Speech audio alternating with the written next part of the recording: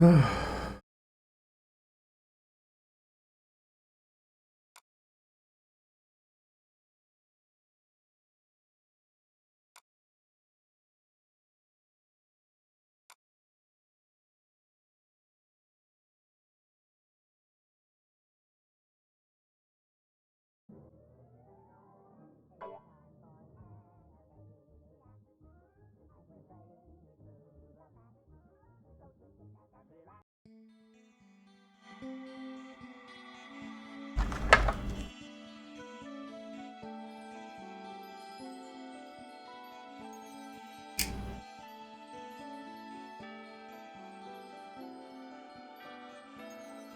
Okay, I think we're all good.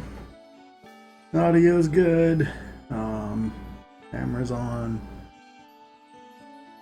Stream title's correct. Hello. Hi. Yeah, we're gonna do some more drawing. So, what's been going on? This little thing came along that is quite the time vampire. It's called Valheim. I streamed a bit of it, but I don't know if I'll upload that to YouTube. I don't think so. It's like 8 hours of me running around and exploring. I don't know if anyone would ever want to watch that. But oh my god, it's a great game. They're up to like 3 million cells and climbing. So, you know, congratulations, Valheim devs. You made a wonderful game, and it's really taking all my time. I wanted to play it again all day today. Then I was thinking, like, I really need to work on the game at least like once every other day if I'm going to be playing that game. That game takes like, yeah, it takes your entire day and just condenses it into a moment. It's quite amazing. Just because you can spend so much time running around in it. Anyway, this guy, I got him to a pretty good state. He's almost done. Yeah, basically the last 2 days I've been playing Valheim and I haven't touched it. The first day I did quite a lot of work on it though. So basically we're looking at what I did before. So I moved all the pieces around. I did something different this time. I like filled them out completely. So I did like the masking and color and combined them all together, right? Where's the skull? There we go. So yeah, into just one piece as I move around. That way it should hopefully make masking a bit easier. So I did that way. We'll see. I think it'll work. But yeah, it's mostly all here. And you can see like the walk animation. I tried to cheat it as much as possible. Like in the animation, there's a lot more movement of the hands and the feet.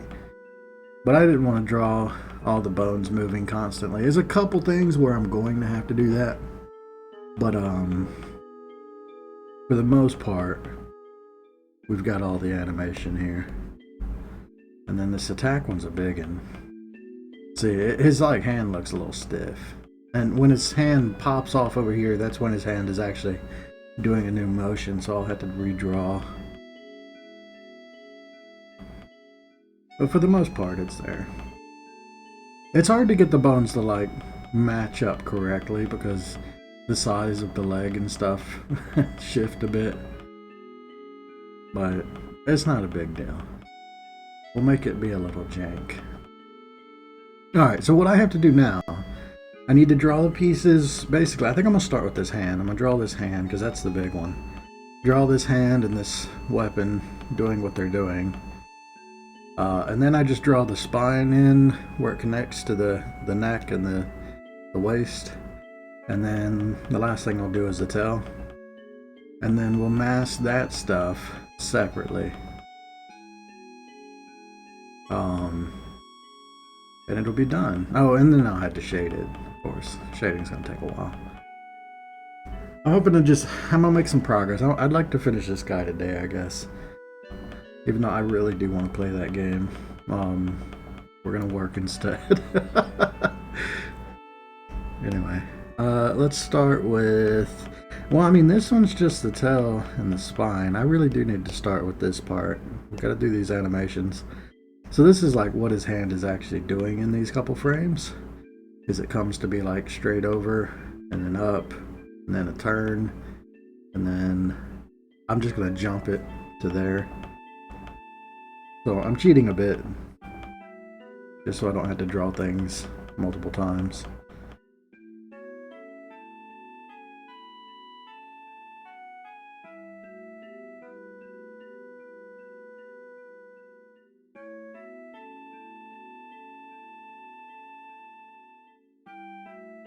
I'm wondering, will it be easier, because that bone is there, would it be easier to just put this on top? I mean, yeah, it's going to have to go on top because the weapon's got to go on top. I probably want to just do like a new folder with all these on top.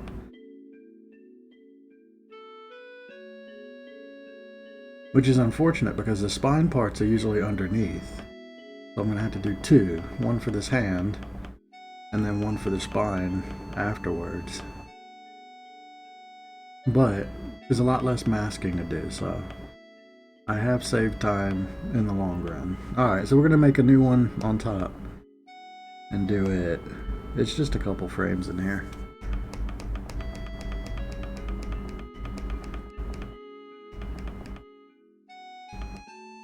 Alright.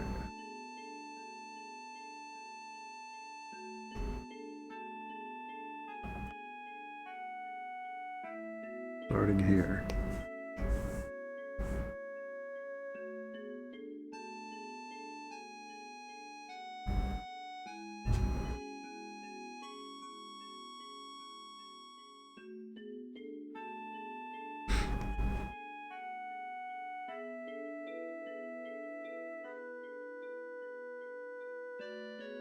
Okay, one thing I can do is go ahead and put the axe into a couple frames though, because it's going to be in here. So I can put two of them, will have the axe in it, and this one will be drawn again. Let's go grab our axe.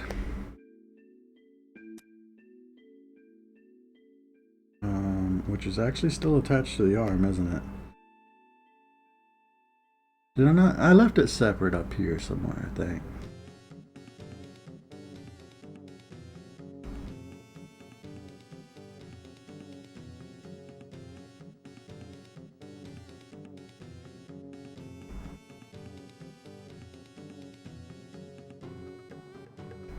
There it is.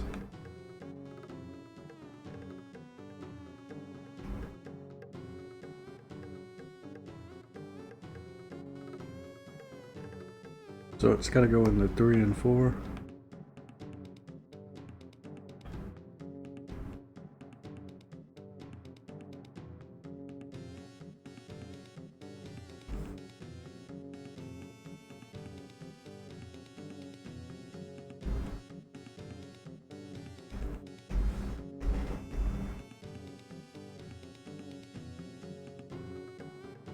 Alright, now we put it where it goes.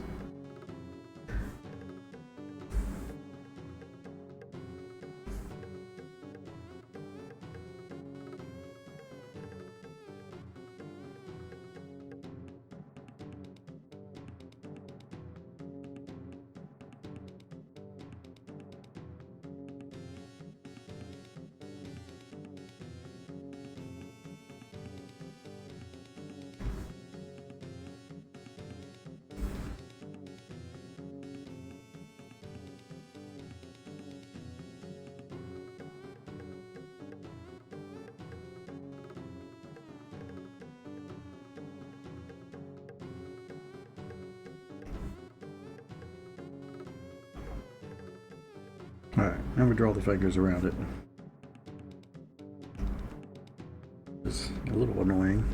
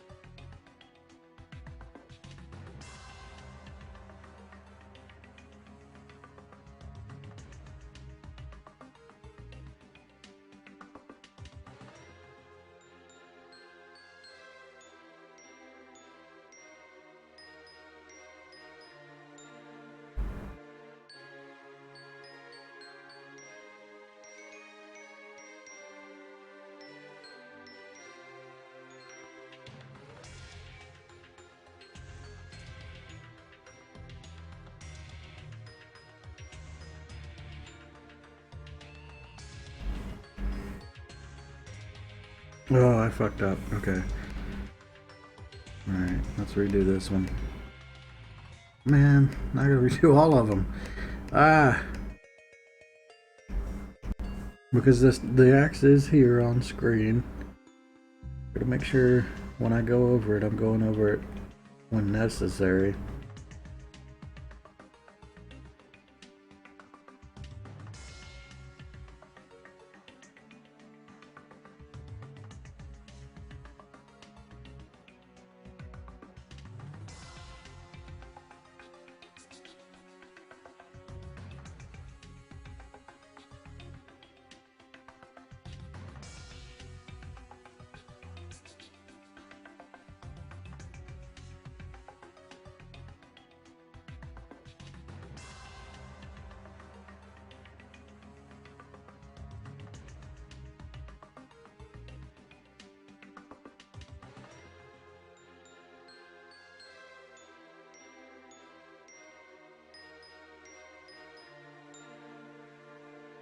Honestly, I'm just noticing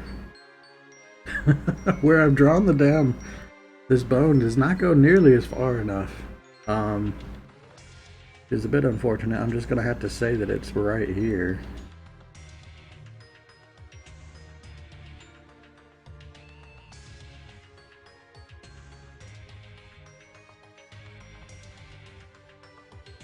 Which is kind of okay.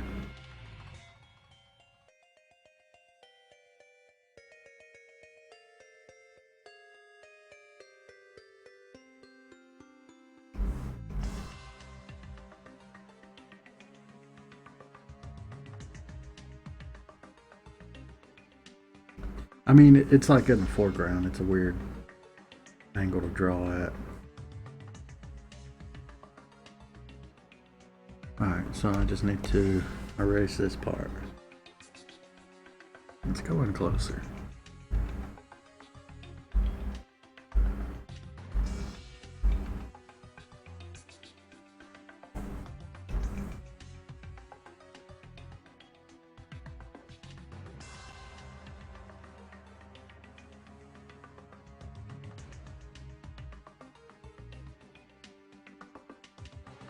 This is why I didn't want to redraw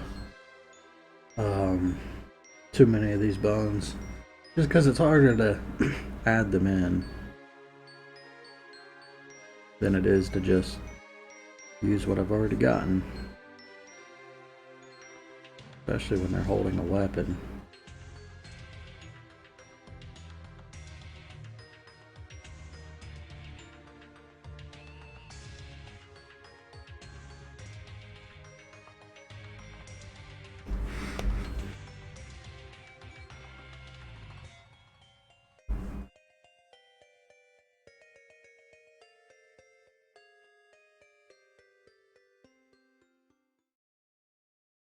Well, I don't think I'm going to get this done before February ends.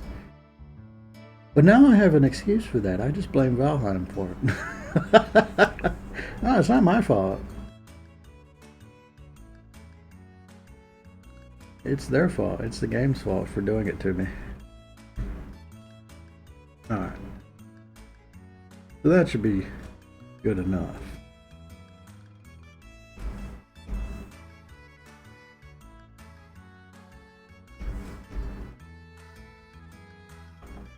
Let me do that again. Right here.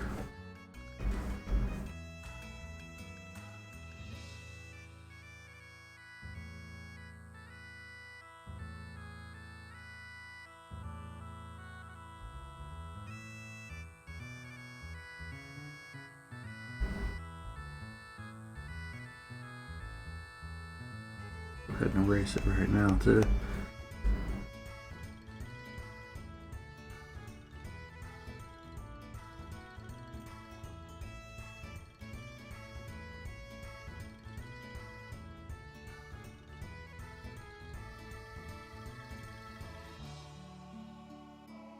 Yeah, it's funny. This game came at a time when I was really craving something like it. It was just, it's perfect. I've been needing a break, or I've been wanting a break. And something, a type of experience that I can just, yeah, that's very immersive. Help me just, I don't know, de-stress, I guess. I don't know. It's not really that. It's like help me forget about my own problems. I think that's more it. And just enjoy like an alternative life for a little bit.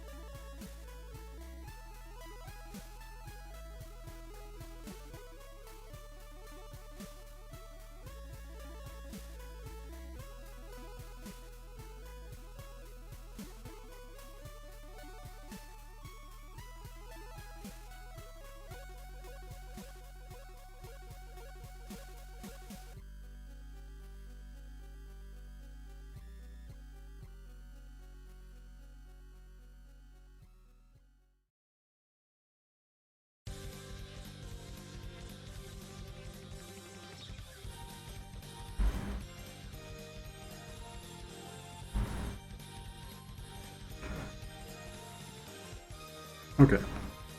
That should be the 3 hands that I need to finish this animation out.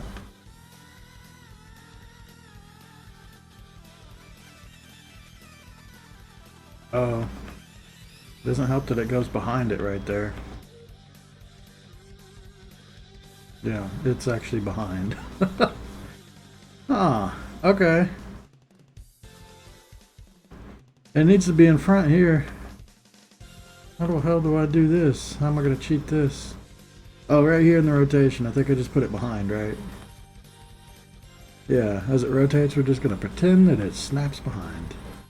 So to fix that, I just need to go around the bone. The gestures aren't working very well right now. I'm wondering, this little like faint outline, I'm wondering if that's something I can see through. Did something go wrong? Or is that just some weird artifact of the rotation? Well, you can't see any red through it. That's just a weird artifact. A little white outline. I don't know if you can see that because the quality won't be so good, but there's a little white outline around that bone. But it seems like it's not like a problem with the mask. It's just something that's unusual. I don't know how that happened. It's faintly around the others too, isn't it? It doesn't matter. This thing gets shrunk down. I don't have to worry about that too much. Alright, so what I'm going to do is just trace with a black outline around this bone. There we go.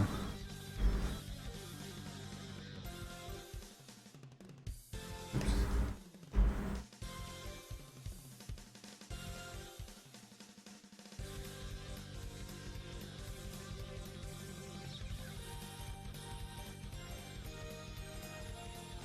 There we go.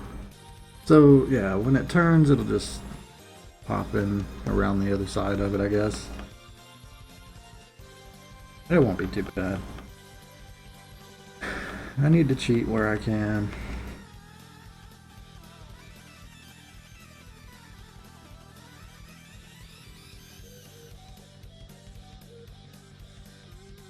What I should have done is left that bone on the other side right here, but it's too late for that. I'm not going back, so fuck it. No, this doesn't make any sense.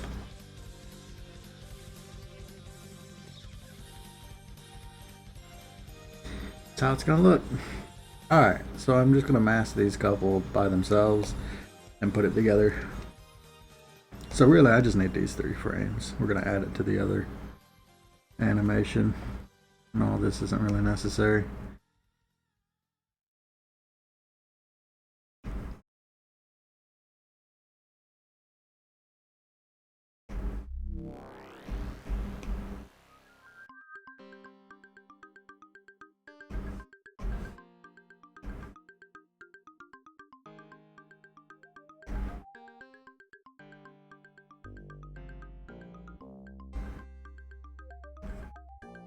Damn it.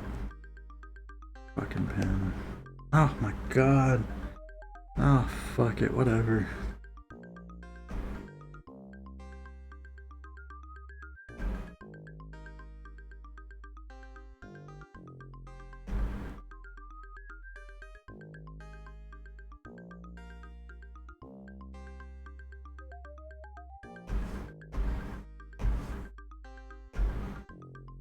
Okay, I've been using a darker color gray.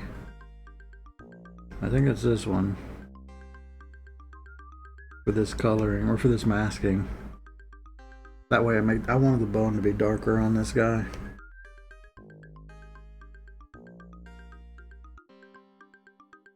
I think that's fine.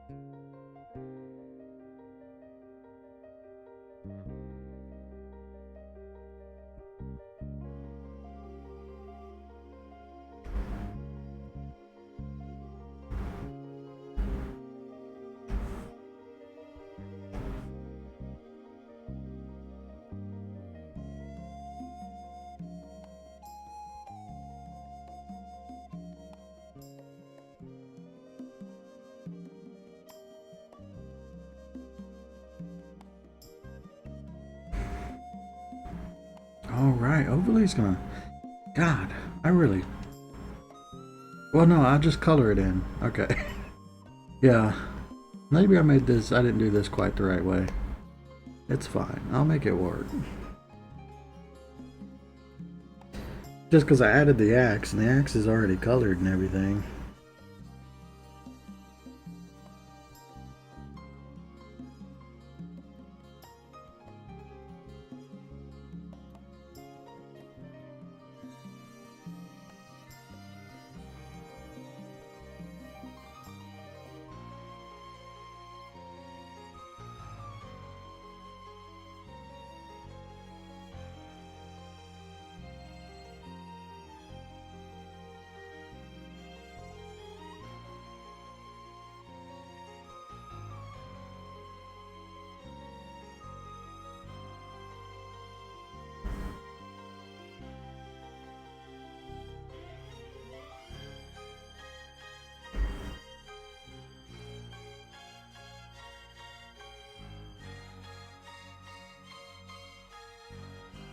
Alright, so this color here.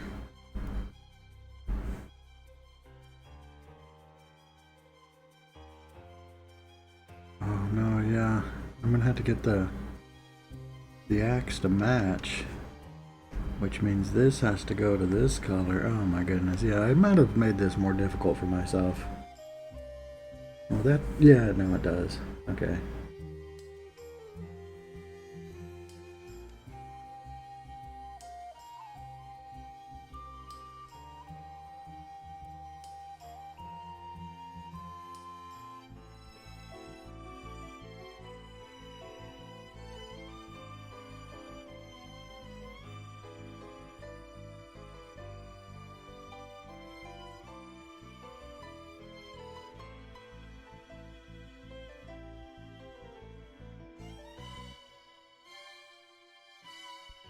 Oh, this isn't even gonna work. Oh my god.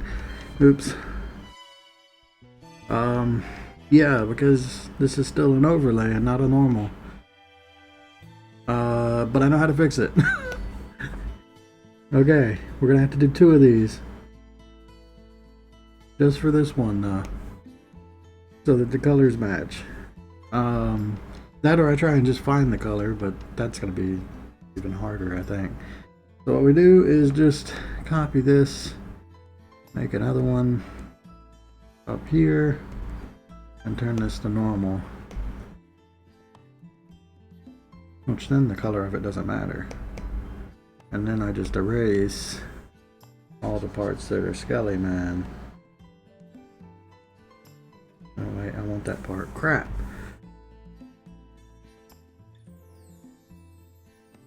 Okay, I definitely made this more difficult on myself by not thinking it through very well.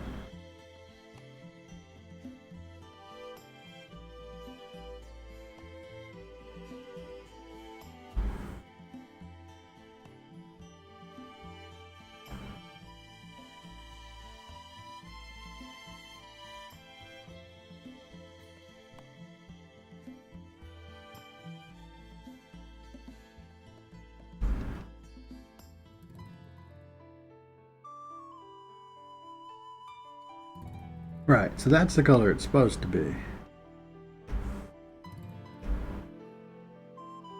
Yeah. Now I gotta figure out what color did I use for the damn axe. I use this one.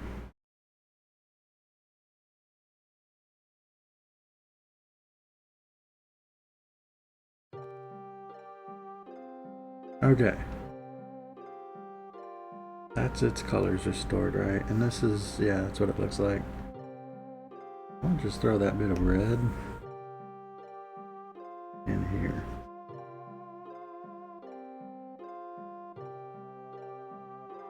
Okay, what's going on now?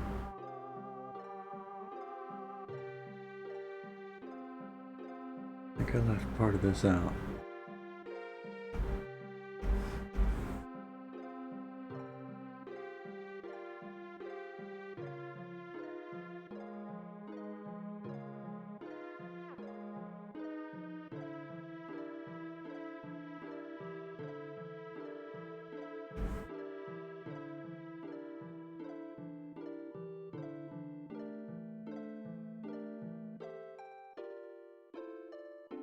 Okay, cool. This looks like crap. Great. I hate it. Whatever. It's one frame of an animation. Nobody will see it. Alright. That's what the colors are supposed to look like there. Now let's... I can go ahead and combine that, right? There's no reason not to. I'm going to do shading later. So that one's done. Let's combine it. Well, not with that one, though. Merge. Alright. You.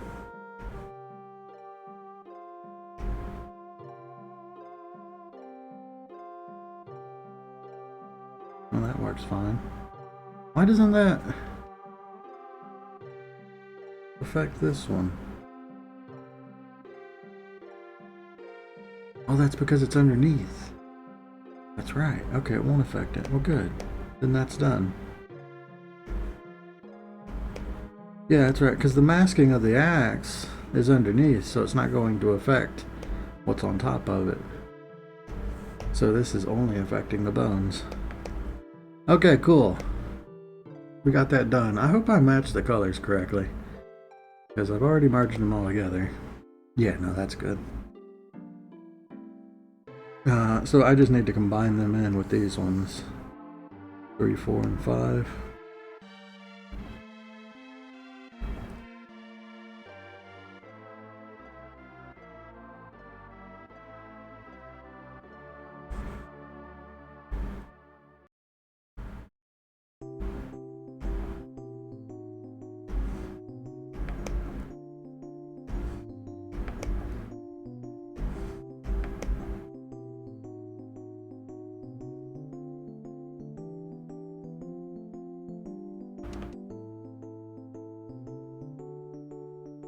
Okay, it does look like crap, but you're not going to notice it when it's playing super fast. This guy attacks very quickly, too. Like, in terms of speed, the first one you fight, which is just the Lian guy, he's the slowest. And then the next one is the bandit, which attacks, who moves a bit faster and attacks a bit faster, and he has less, like, useless animations. So, yeah, it's like really slow for the basic one, gets faster for the bandit one, and then these bone ones are going to be very fast. They just move around and attack. And then the final one, the bloody one, is going to be like, yeah, this super fast high-end one. Other than that, they don't really do anything differently.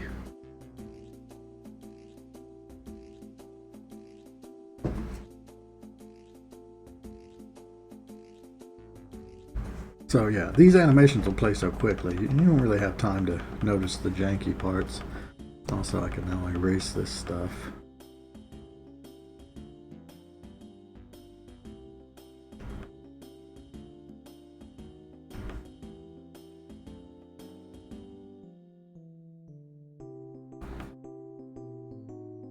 Like, this speed that it's playing right now is the speed that the slowest one will move, basically.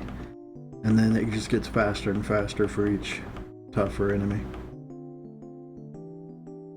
Oh no. Okay. One frame. No, that's fine. This frame.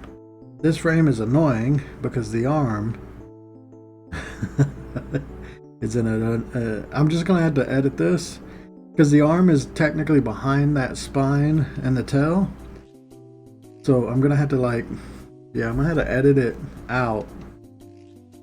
I didn't even think about that the first time around. It's only that one frame though. I think the rest of this is fine.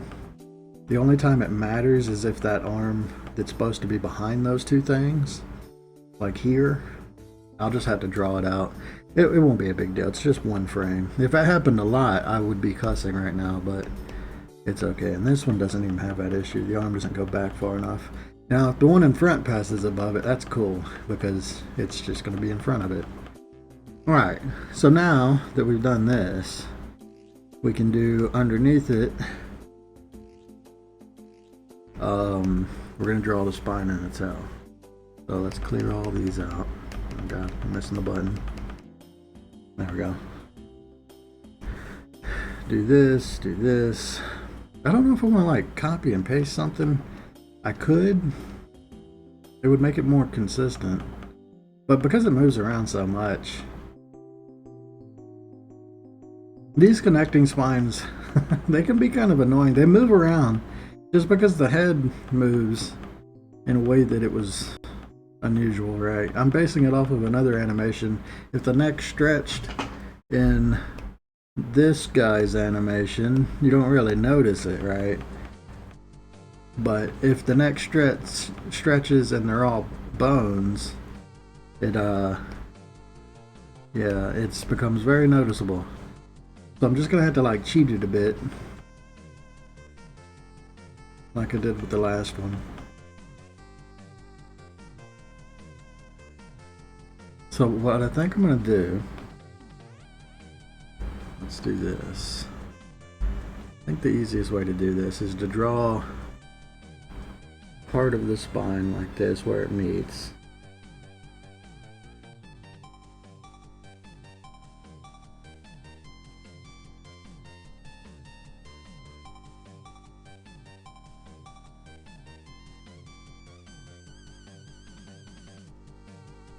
Watching the ultimate cheat master do his cheats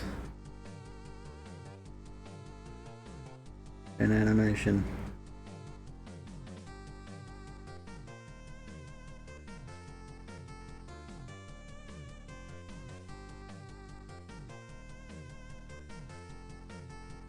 Let's see if this one just goes a little long, that's fine.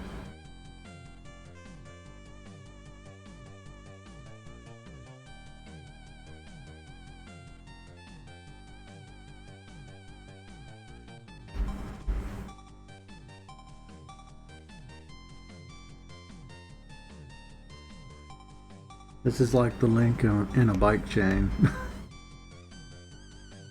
You know, I'm gonna do that with these two. I think it'll be okay. I might have to expand them, but I can do it frame by frame later. But because it's underneath, it's hidden. Right, so these are what my spinal pieces are gonna look like, and I just kind of plug them in where they go. But I would like to do this.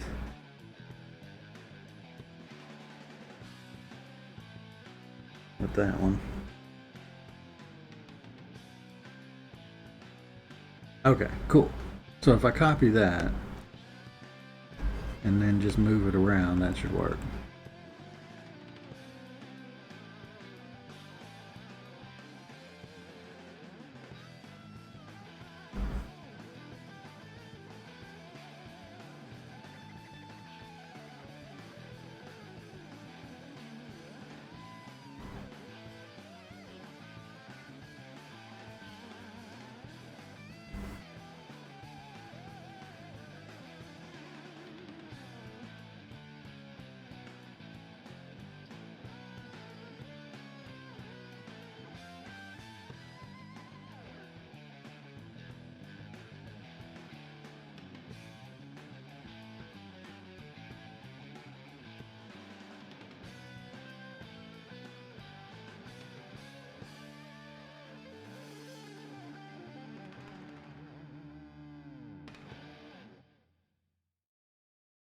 This is where it gets smushed in the most.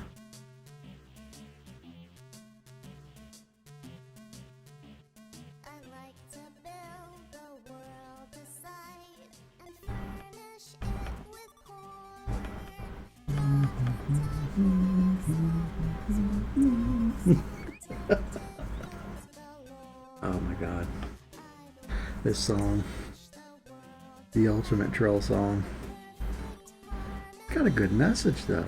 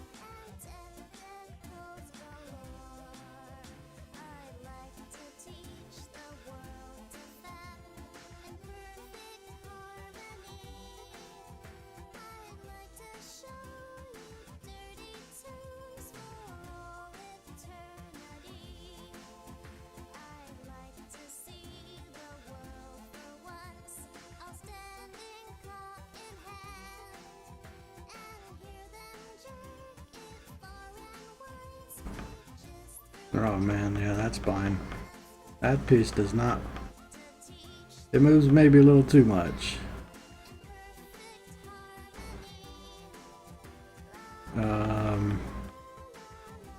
Can I mask that any?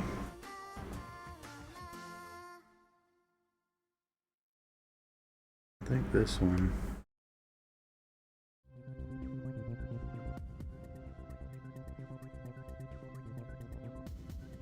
Go down a little.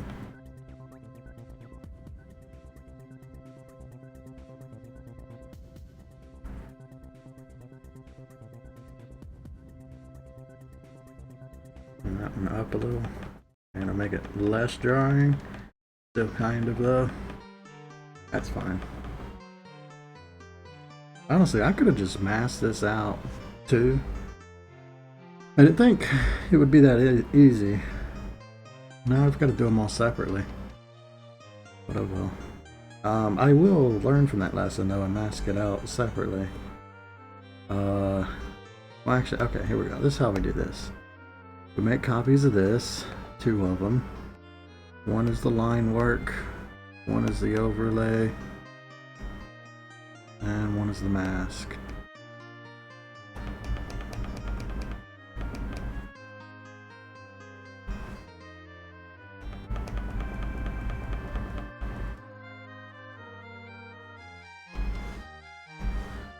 Combine them together, but then I'm going to copy out one of them after I merge them.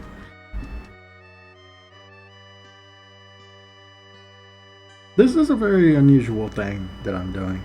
It's not... It's full of a lot of cheating.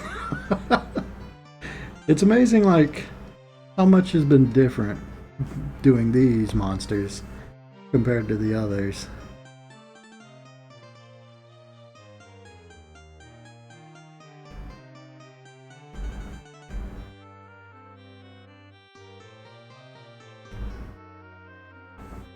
And there shouldn't be any problems with the mask on this because there's no like tight areas. So I don't even have to clean it up. I don't think.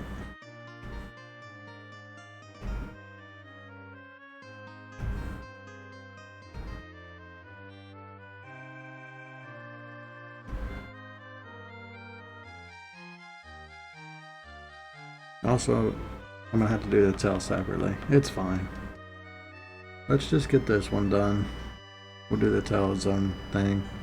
I think that's the best way to do it.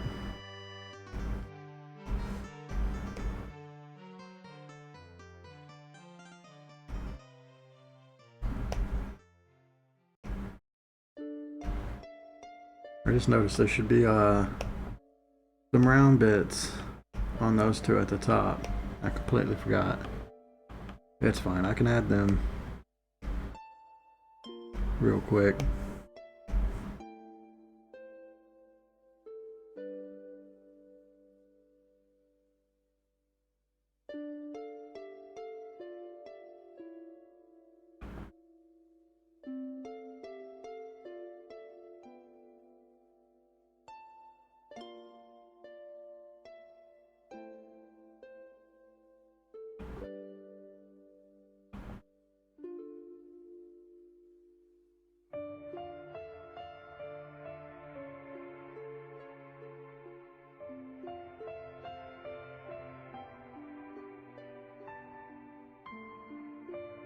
Okay. A little unusual, but I think it'll work. Oh my god, combining these together is going to be a pain. No, here, I just do it this way. What a thing. Okay. We'll use our trusty merge auto action.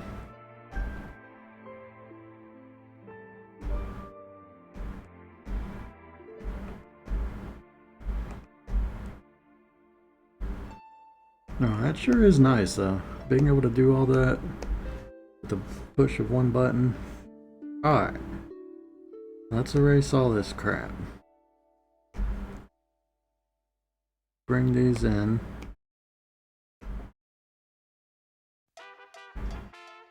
Rename them.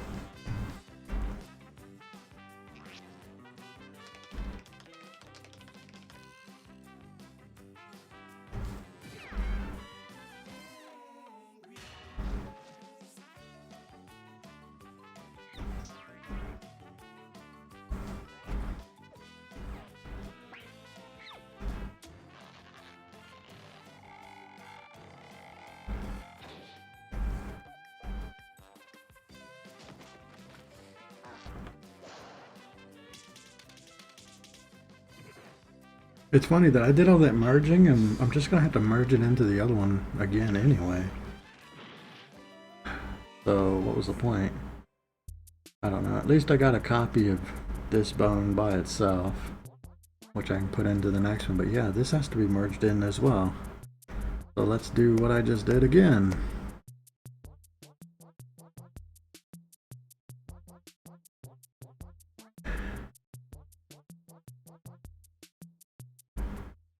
I mean, I'm gonna have to do it again for the tail. So is this... No, you know what? Screw it. No.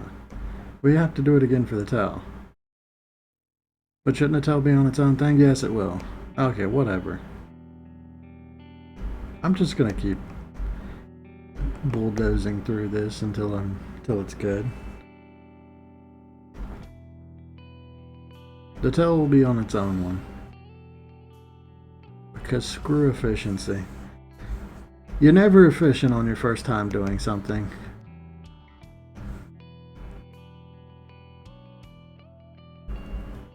You get the efficiency on like the third or fourth time. First time it's just, you just bulldoze through and you screw up over and over and over again. It's cool. It happens.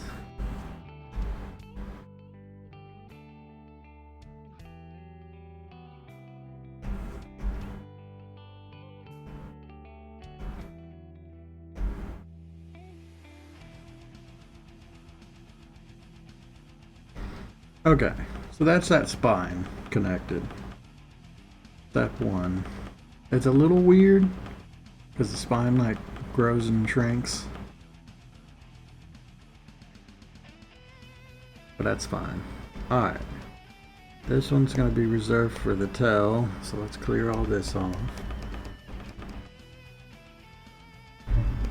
Alright, this one, this one, this is the long one. Luckily, I don't have to do all that for this one.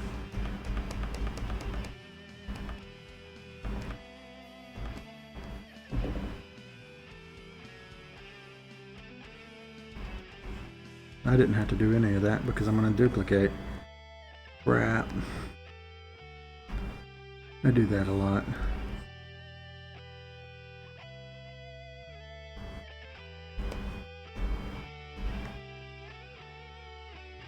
And we're just going to make 20 copies of this.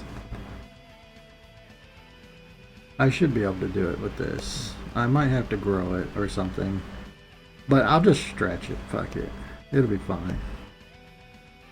Alright. Let's see if I can connect these. What the fuck? They're not even lined up. Oh, whatever. Oh my god. Look how big it is. It's not even close.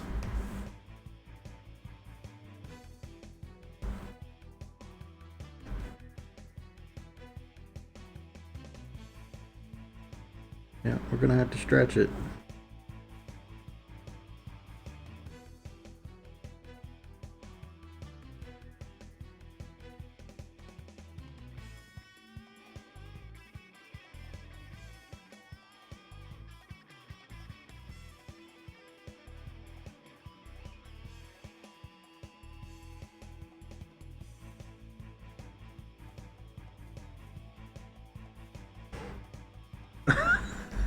What the fuck?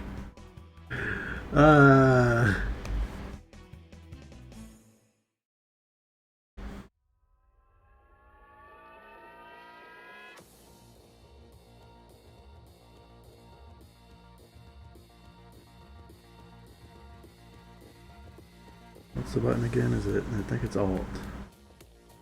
There we go.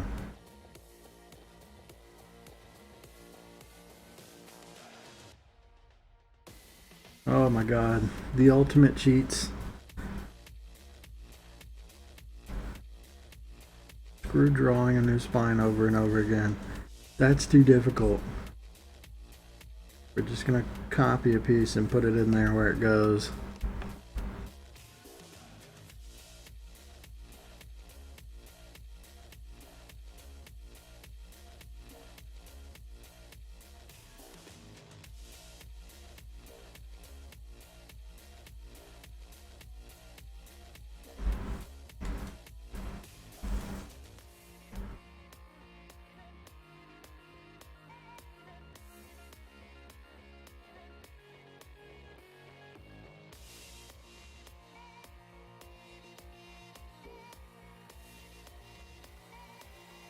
Also, put the paper back on now.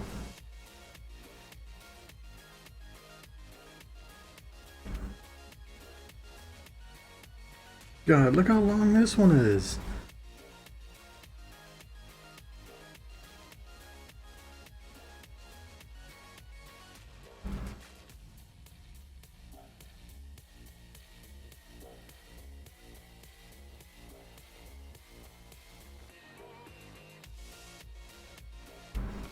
It's gonna look ridiculous.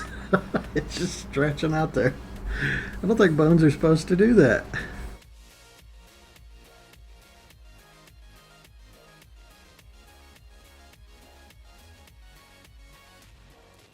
They do when you're a solo developer. This is how bones do. I do have the ultimate excuse for anything weird when it comes to anatomy. And it's just that, hey, this is a different world. Maybe the bones, you know, it's a different method of evolution. You can't say what an alien's bone structure is like because it's completely alien. That's the whole point. I don't care if in one of them the jawbone doesn't line up like it does on Earth, even though they look kind of similar.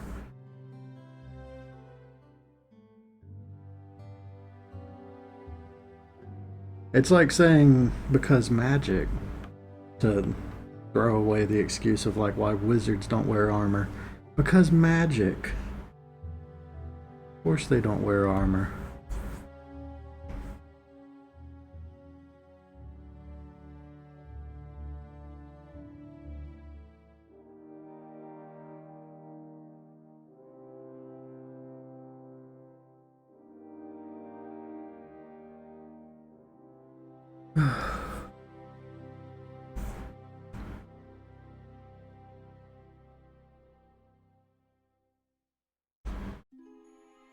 At some point, evolution has taken a turn to give neck vertebrae an elasticity that has never been seen before on Earth.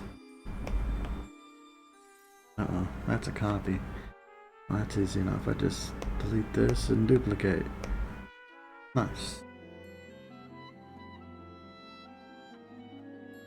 That's a copy too, actually. Let's delete that one. Let's set up the other bone. Because it doesn't actually move between these two frames.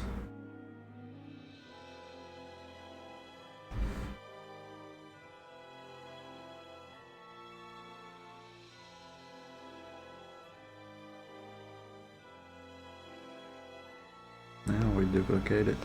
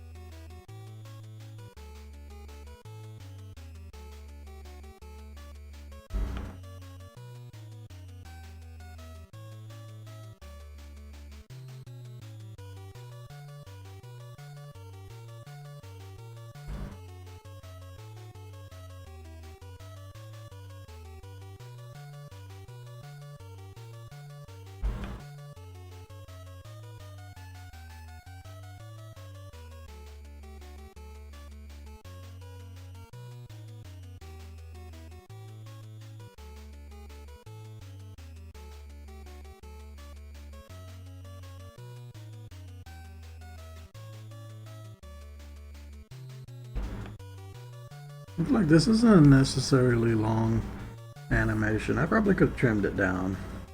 Like 20 frames to do an attack. Like, it made sense in the first one because I wanted there to be a big anticipation. It's an earlier monster. Yeah, kind of. Honestly, that's not really a good excuse. Because they've got other early monsters that have way less anticipation on their attacks.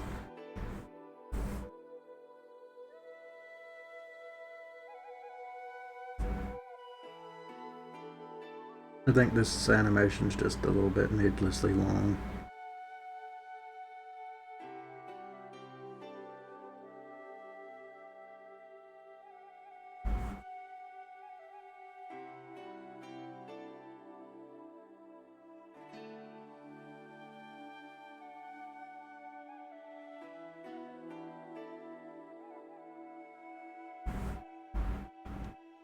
There we go. There's that one. Now we do the bottom one.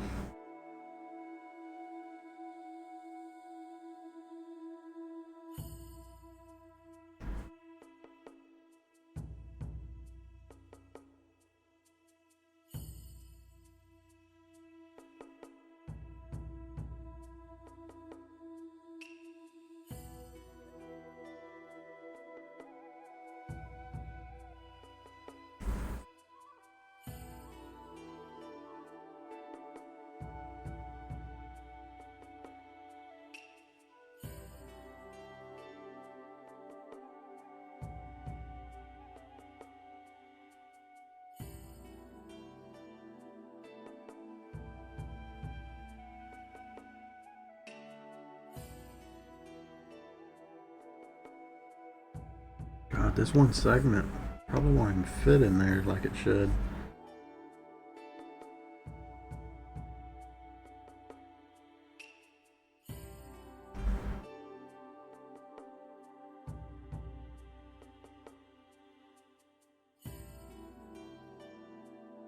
I'm really gonna have to stretch it, or I draw another one. Make it to where sometimes it's two, otherwise it's gonna look ridiculous. Oh my. I mean, I'm not gonna get away from it looking kind of weird.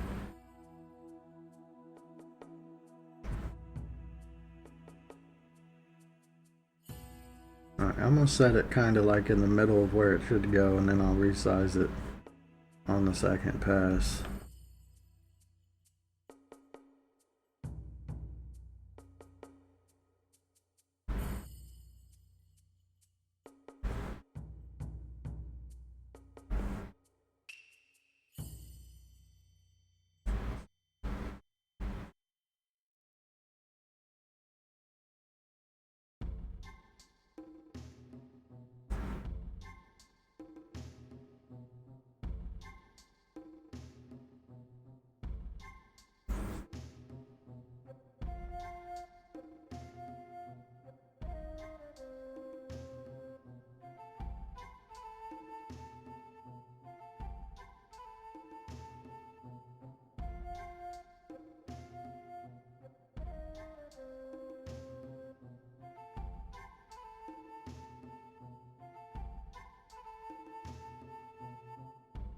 I could always pull like a Raymond too, and just have it float.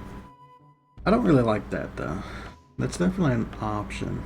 I mean, it's already like magically animated. It has no cartilage, so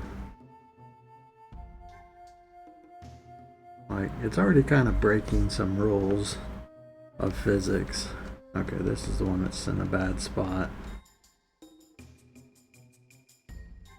I'll have to figure it out later.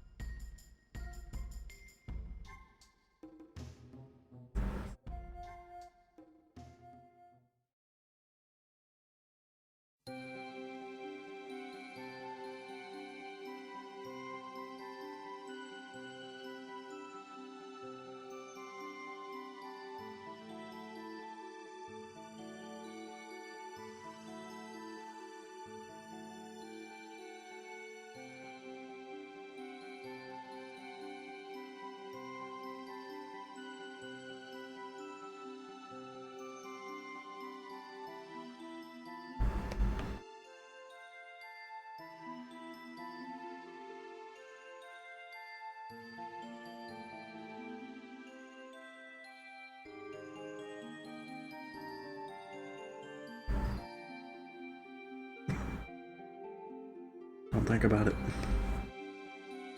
Okay. Ignore it.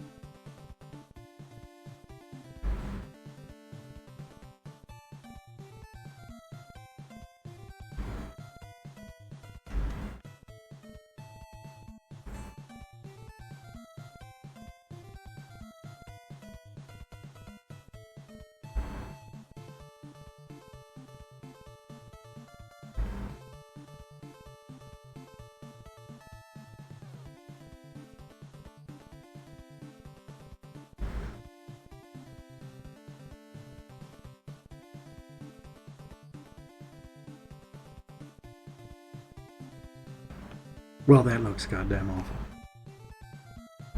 But from way back here, do you see it? Not really.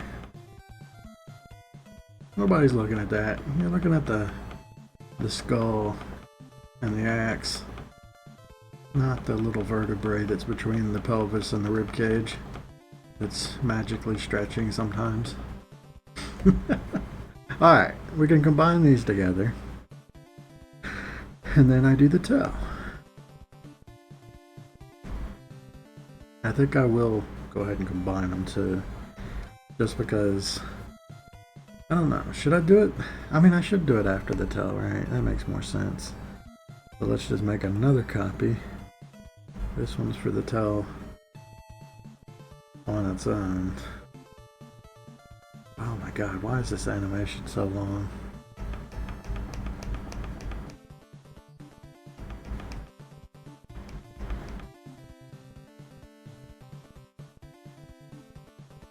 Make sure this is clear, because I got to copy it, because I need one for the tail and one for the chain, and same up here. So this one's been copied already, right? And this is just clear. Good. Alright. So what I want to do is in this bottom one, I want to draw a chain.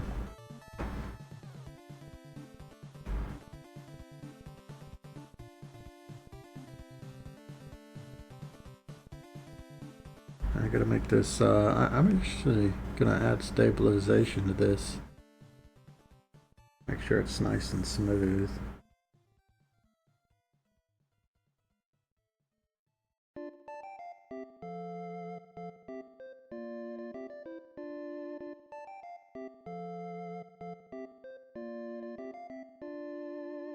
Oh wait, yeah, there was that one frame that I had to fix. I forgot about that. Go fix it right after I finish this. There we go. So that'll keep my vertebrae pretty much even when I draw it. But real quick, let's go back and find that one that was weird, which is this frame. Alright, so what I need to do is lower the opacity on this. I think that's the best way to do this. Oh yeah, I'm gonna have to do the tail later too. Oh well. Just erase all this side.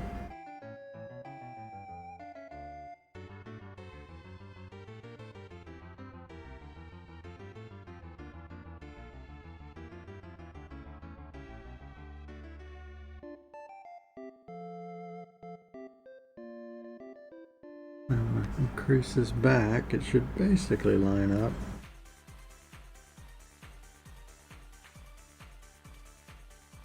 Also, did I not grow it at all? What did I do? Because it's not touching. Did I just skip that step?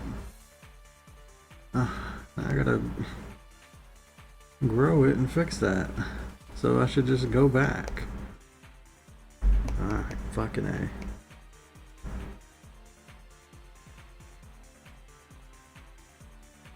Oh, maybe I just couldn't see it.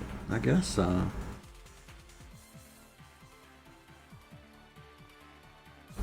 Now I'll be able to see it.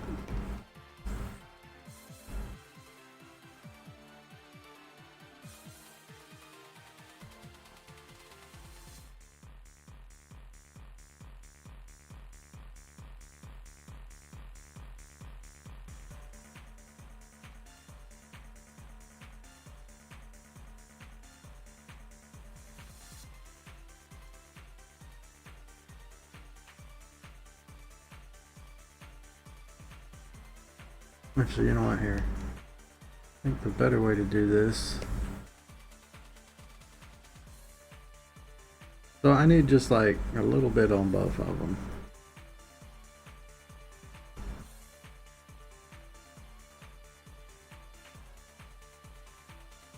Not that should be enough.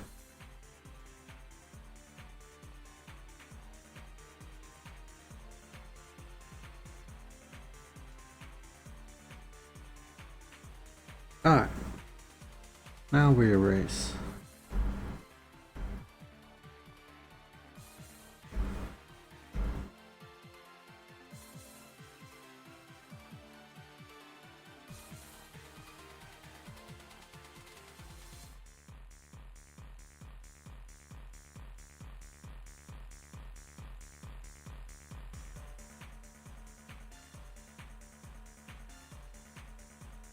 What a strange, finicky thing.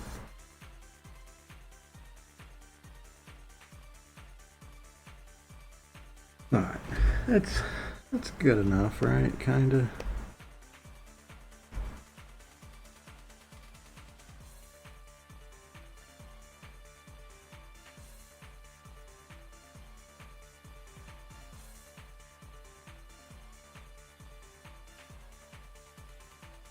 Alright, back to doing the chain.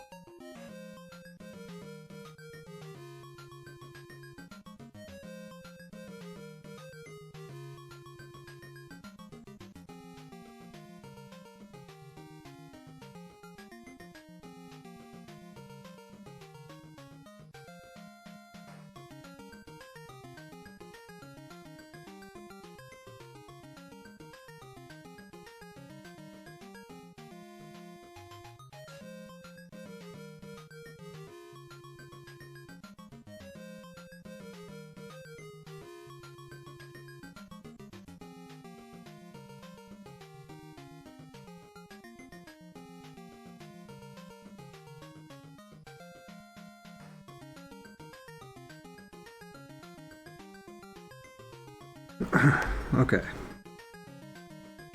I guess I'll go ahead and start with the hardest one.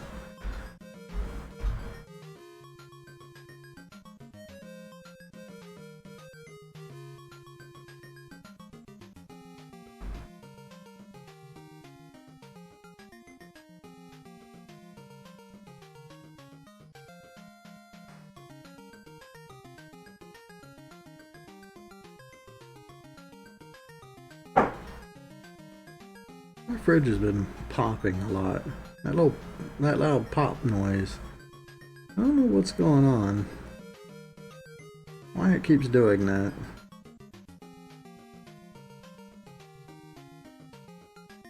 Kind of like a creak. Or, you know, like the structure of it's shifting.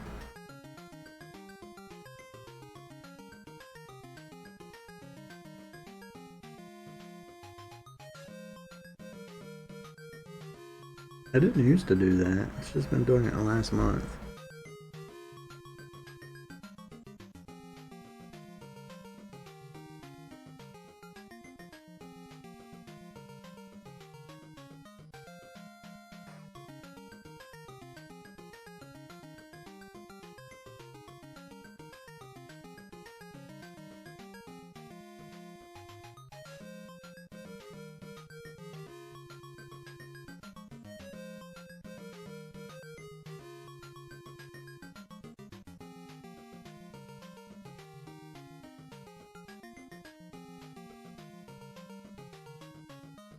Time is it? We've been going for just an hour.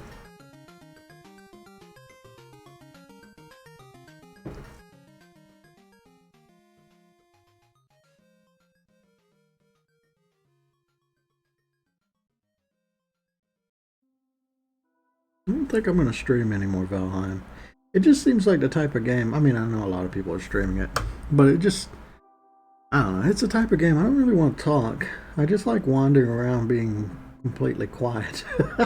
It's one of the reasons I wasn't thinking about uploading it. I don't know. When I play that kind of game, I just kind of like, I don't like talking.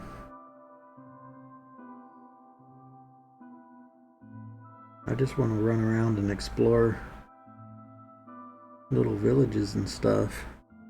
Fight trolls. Also, when it comes to streaming games, I've got to like move my whole setup over in front of my computer, like my microphone and my camera. This becomes a bit of a pain to do. Set all that up and then I gotta move it all back when I want to do an art stream.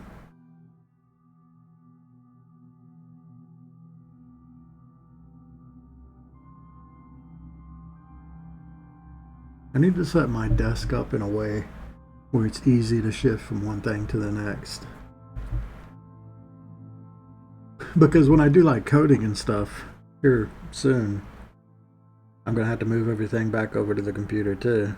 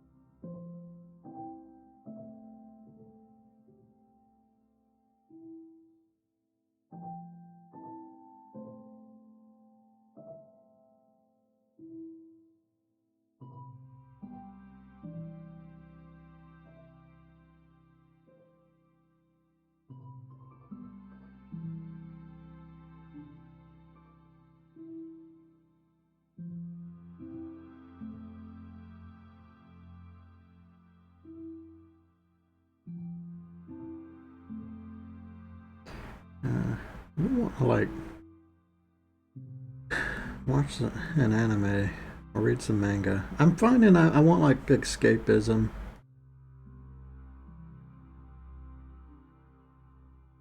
Is what I've been craving.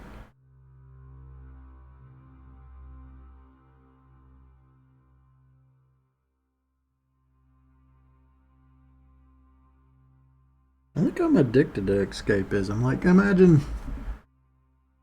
It's why I read so much when I was a kid, when I was younger. It's also probably why I like stories about being transported to another world so much.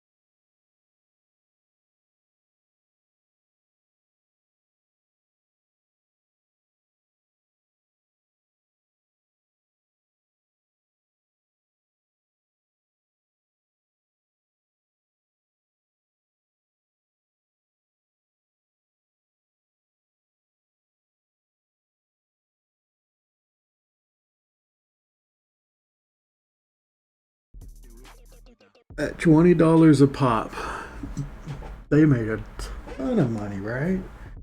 I wanted to like do some math on that because I don't remember exactly what it was, but I think they got like between 7 and 8 people working on it, so it's a very small kind of indie game.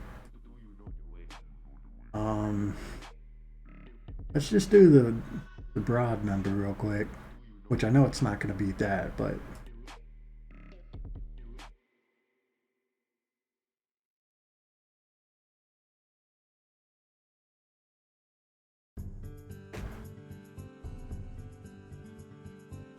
so let's say they got $60 million, but we'll times that by zero point 0.3 because I think Steam takes or takes 30%. I don't know if that's quite accurate, but let's just do that as an estimate. And then to do tax, we're going to do times zero point 0.4 or 0.25 because tax will be like a quarter. So they're still looking at $4.5 million divided by, I think I'm just gonna say 8 devs. Each person that worked on the game will have made over $500,000 if they split it evenly. Now that might be a little high, but that might be right too. That's nuts. Oh my god, could you imagine selling that much? I don't want to be that popular, but if I even sold 1,000,000, that would be ludicrous. Because I'm not splitting it 8 ways. I'm splitting it 1 way. I don't know. That's not a healthy thing to think about. I would be happy. I've said it before. I would be happy with 200,000. 200,000 would cover my losses from time spent and investment. I think I need 200,000 to break even. Or, I mean, not even just break even. I think to put a little profit on it. Make it worth it.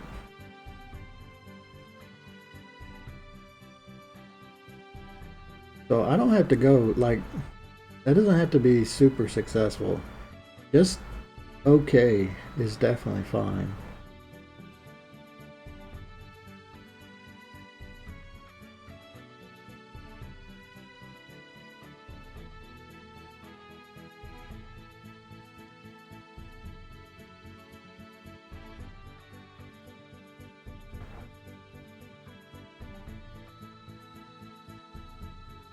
But damn, if I shipped 3,000,000 copies, I would be set for life. Oh man, what's up? Is this Kong or Godzilla? No, this is a skeleton lizard man, an undead lizard man with an axe, ready to hit you over the head with it. Golly. There we go. So, yeah, we're just doing a little animation for him.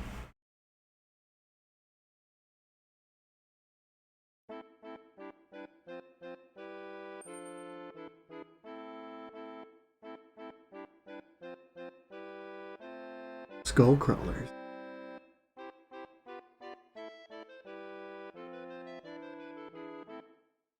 No, that's a different enemy. I've drawn it already. It's a little pink thing with legs. Walks around with skulls on them.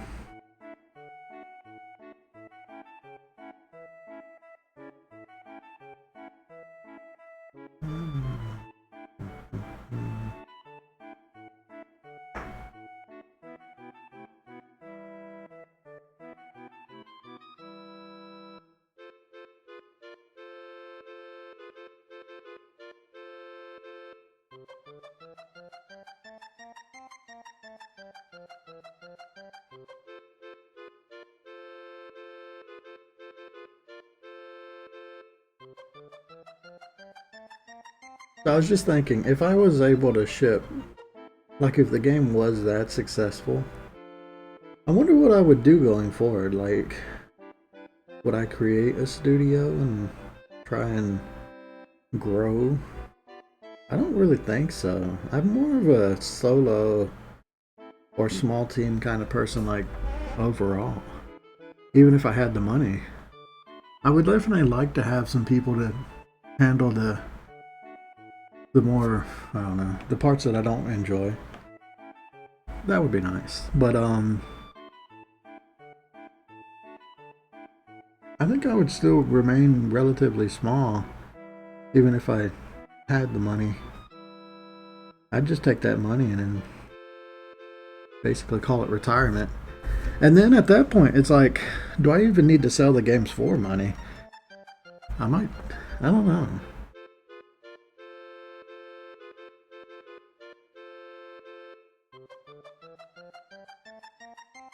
Just start making games to sell it, I guess.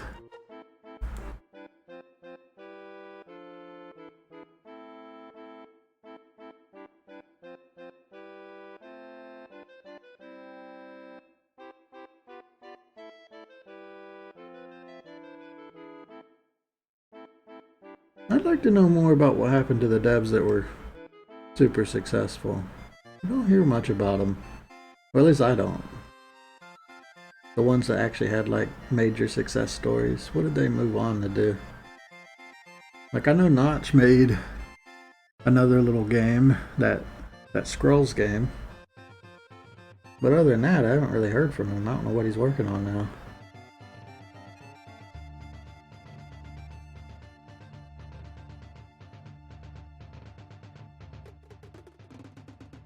I mean, you know he's got money. He's got stupid money.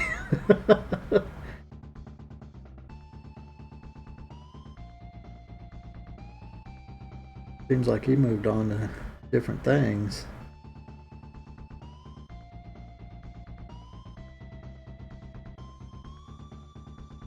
Or unless he's working in the background of other games.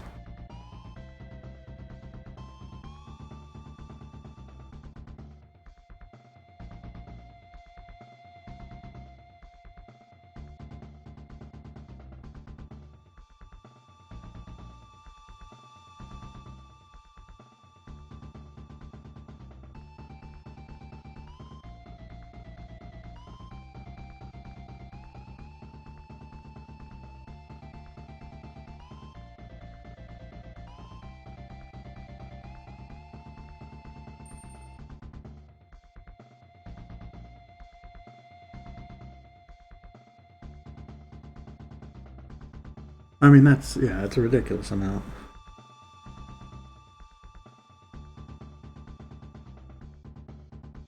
You don't even have to sell that much. I mean, nowadays you do need a lot of money if you want to like retire young. I think I could live off of $1 million for the remainder of my life, but I'm an extremely frugal person.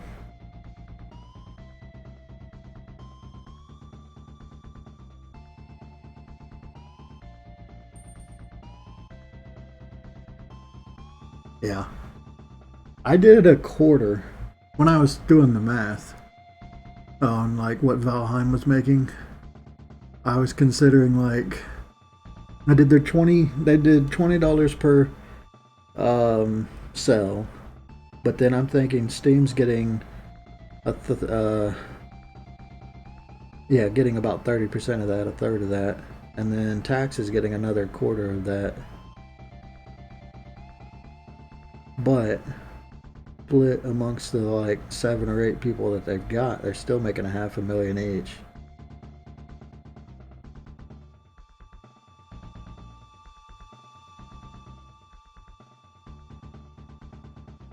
That ain't nothing to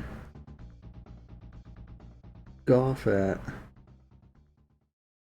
I think $500,000, you can't live off of that. Like I live off of 20,000 a year, I think. Being just very frugal. And I do pretty well with that. But to make it like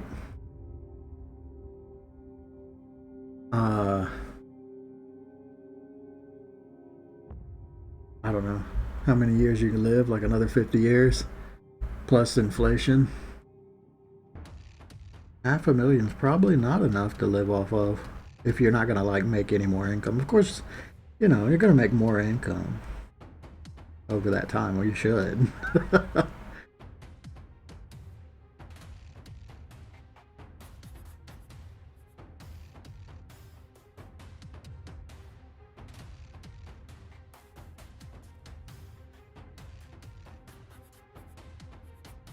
I wonder how they've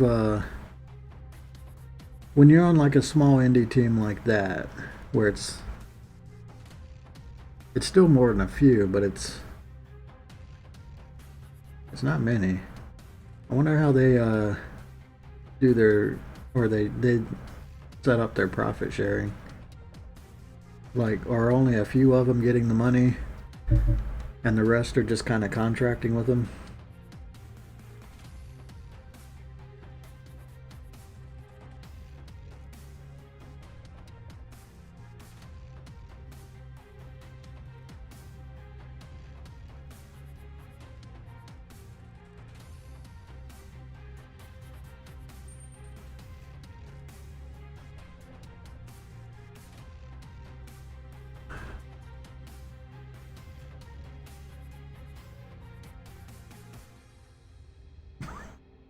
I don't think any of those things are going to happen.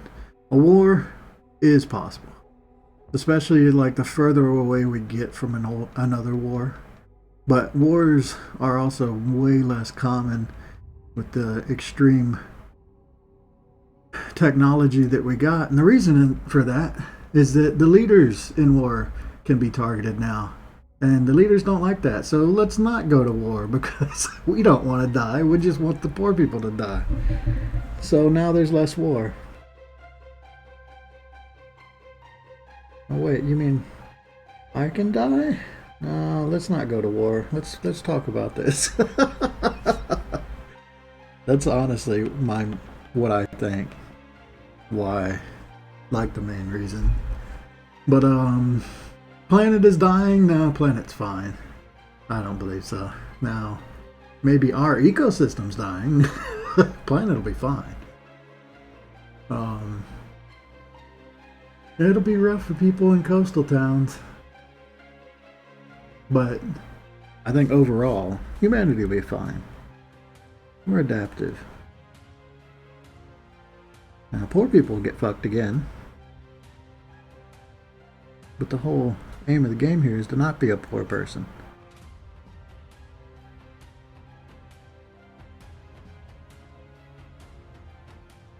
And then AI taking over? No, I think AI taking over would be an extremely good thing.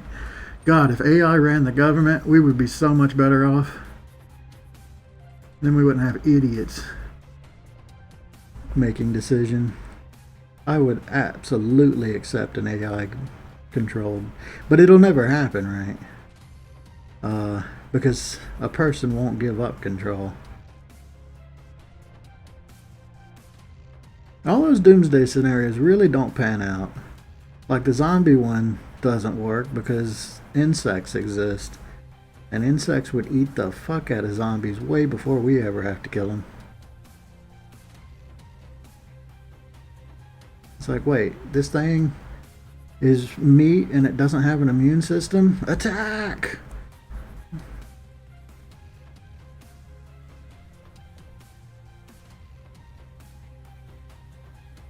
I think people like doomsday scenarios a little too much. It's escapism again. You kind of want like change. I think that ties back to what I was talking about earlier. That's why people tend to gravitate towards those kind of stories.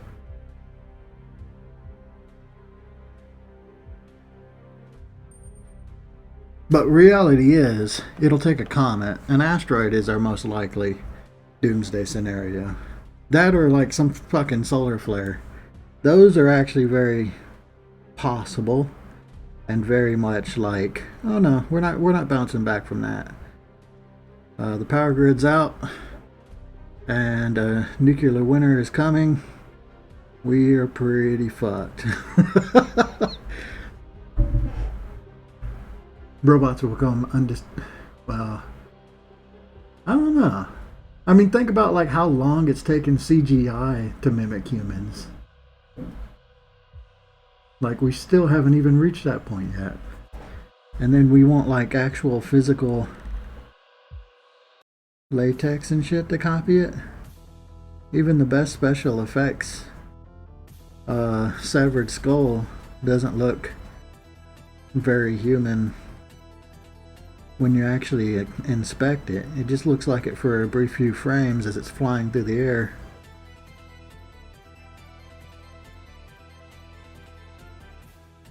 But the whole point of like AI learning is to rapidly improve things too. Actually, right now we're going through, that's the latest like technological achievement is AI learning. Basically teaching a machine to do something we want to do. If you put enough time into it, it will learn how to do it pretty well. So now AI is doing special effects for us.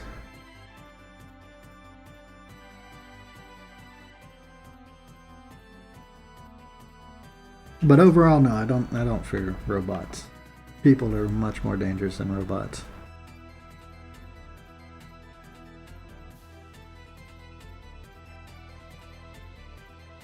What's scary is new weapons.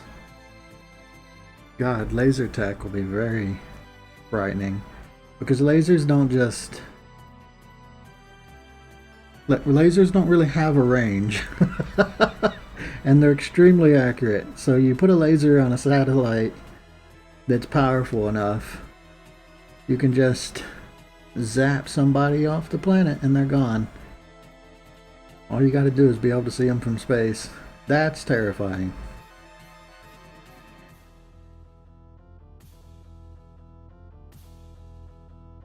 Also drone tech. Drone tech is going to become more and more extreme.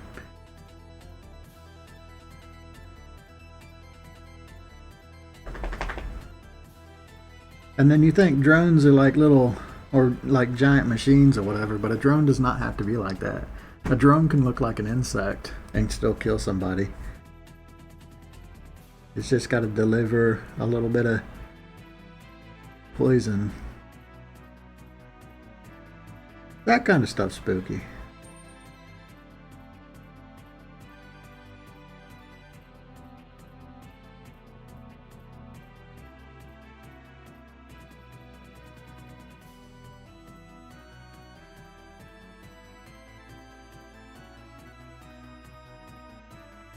No, don't buy the alien stuff. Now, I do believe in aliens. They exist. But, they are not among us. I doubt that. Highly.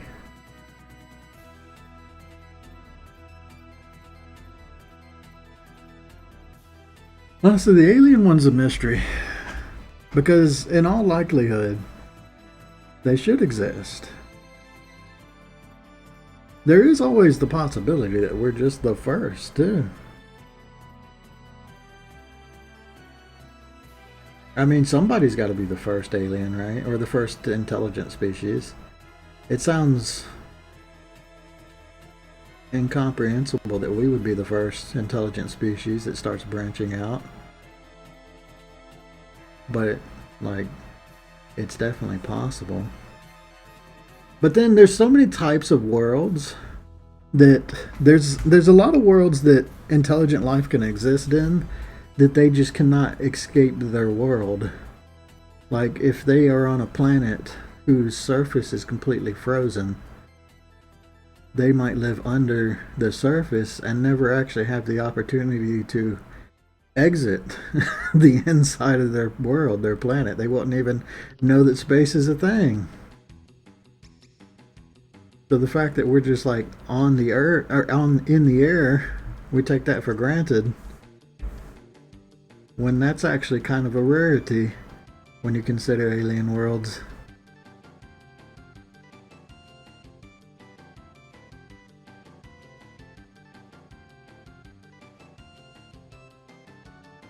We have a lot of things going for us as humans that is actually rare for life forms, which is the ability to manipulate objects, thumbs, hands. That's kind of a requirement.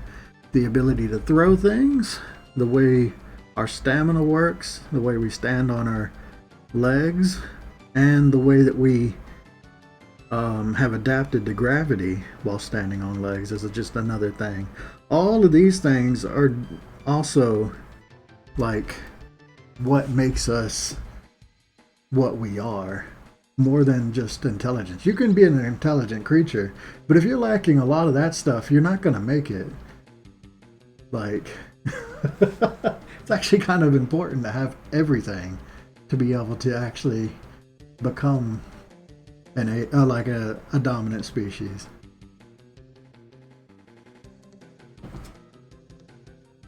I was looking at I don't know, when you start like exploring what evolution can do, like as opposed to when you think of evolution, you think of like everything that happens on Earth, because that's like our only sense of reason.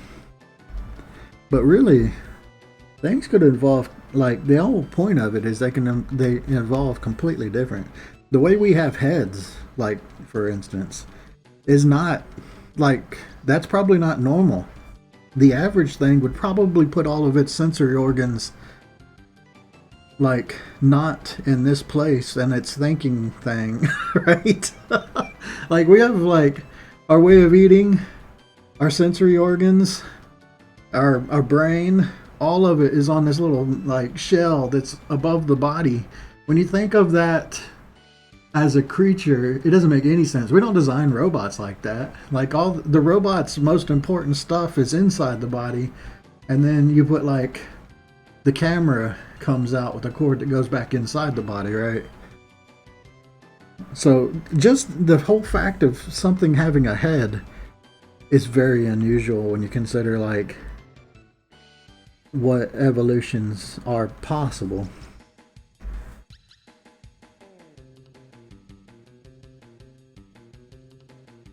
So aliens will probably look at us, if they did exist, and be like, that's so weird that he's got all of his stuff up there on that little circle on top of its body.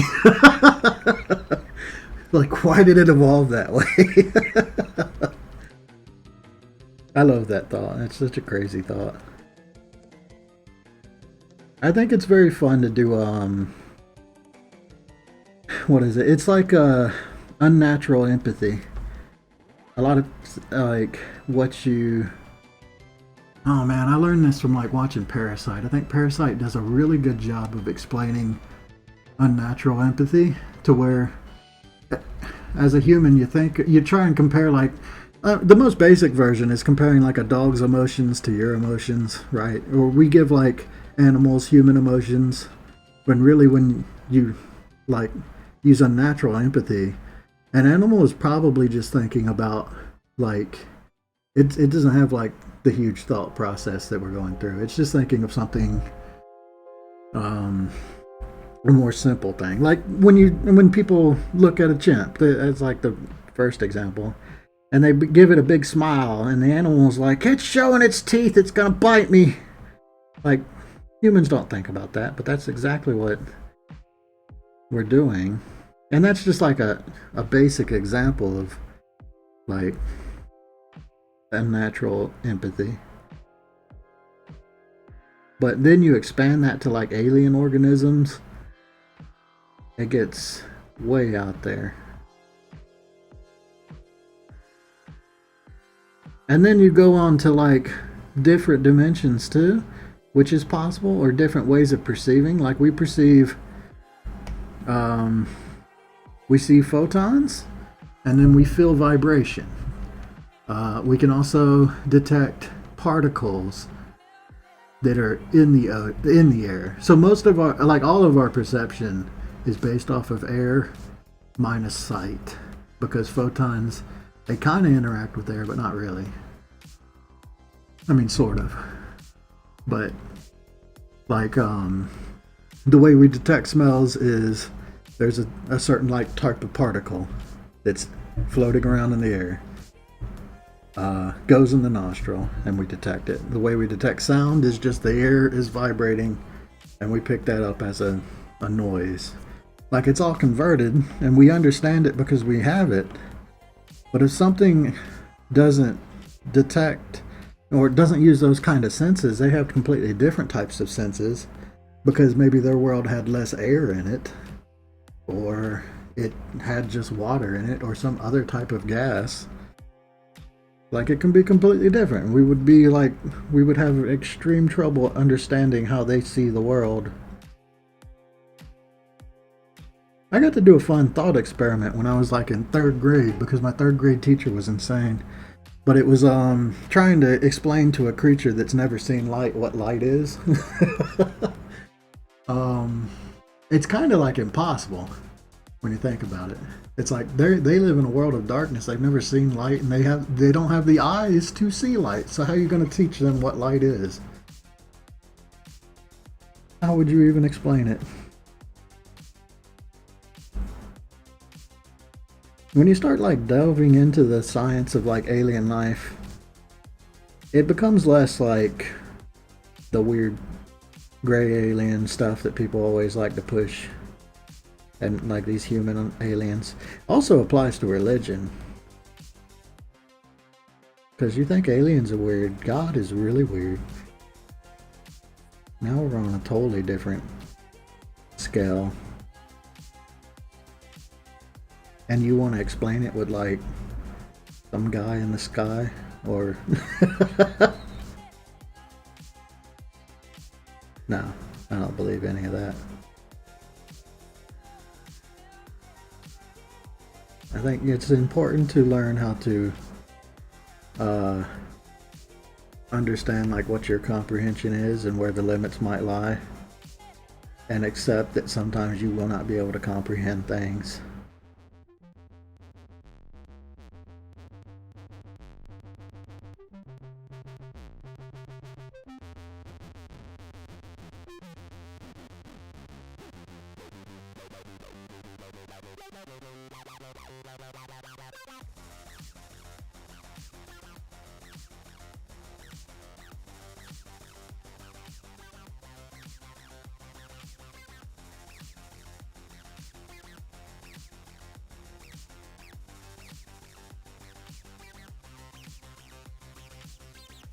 What I find interesting is a lot of the stories of aliens, they always portray the alien as being the more advanced species.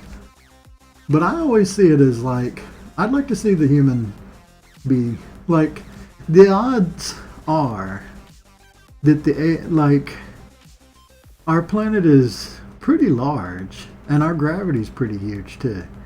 Like, there's a good chance that we just meet aliens that are way inferior to us in almost every way. Like, they're tiny little people. And then when they see us, we're the race of giants. Like, that's totally a possibility.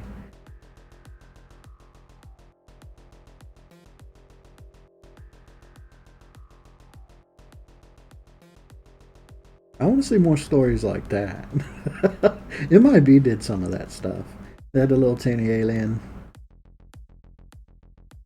piloting around a human mech suit.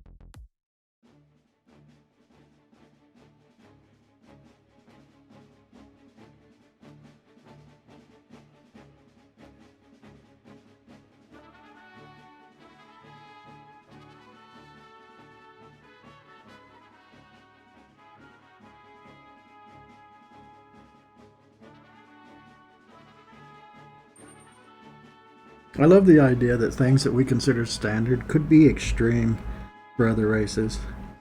Like, oh my god, they can sit in the water and not burn, like, and not dissolve. These things are monsters. We take it for granted, but to an alien, it could be just crazy.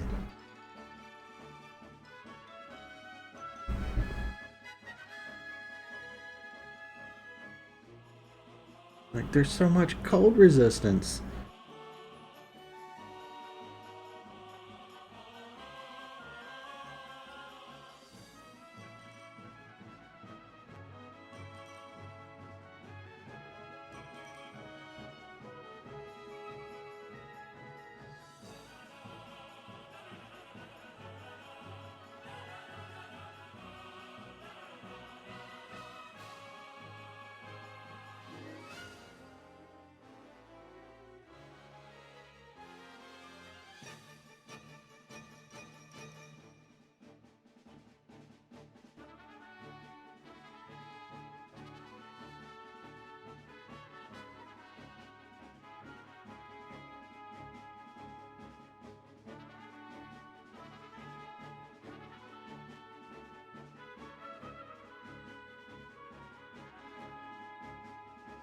Golly, he passed away, didn't he? I gotta remind myself, people. It's so weird. Like, that's just a natural part of growing older. But also, in the world we live in, we kind of like have more access, where we know more people. I don't know. In a way. So the fact that it just seems like everybody that, or a lot of people that I knew are dying, or people that I knew who are famous. I don't know. I don't think my parents are going through it as much as I am. There's definitely people that they know about that I didn't know about. I don't know. This is a weird thought to get through.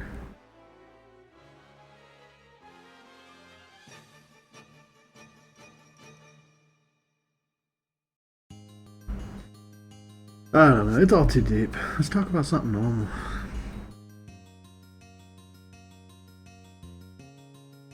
Getting rich. Escapism.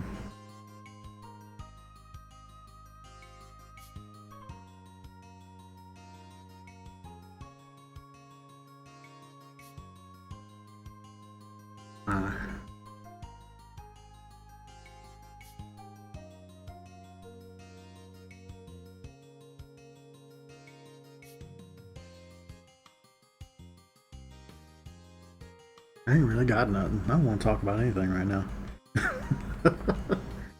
I mean, that's a good thing. It means nothing crazy's going on, but it means like nothing's going on right now either. Outside of that game, I've been doing the same thing for several months. Very little change in my life. And actually, like, even because of the pandemic, there's less like movies to talk about, and there's less everything to talk about.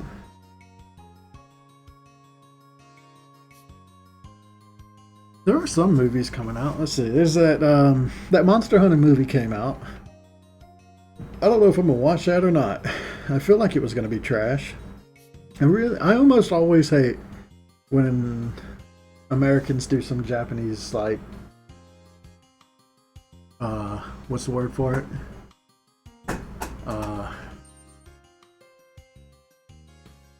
What, the Monster Hunter movie? Damn, I can't think of the word for it.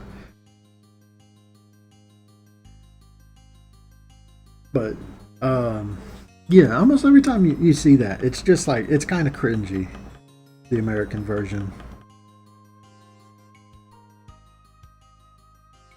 But then again, a lot of like live action versions of Japanese media tends to be bad, even their own versions.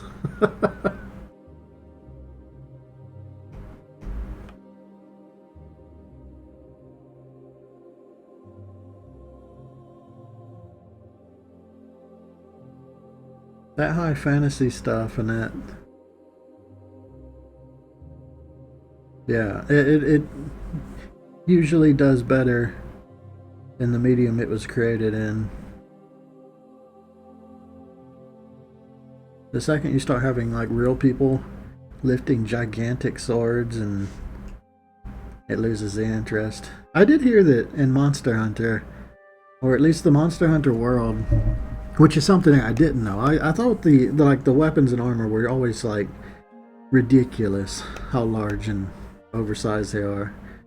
But apparently in the Monster Hunter lore, the Monster Hunters themselves are kind of like, it's basically like Superman. They have super strength.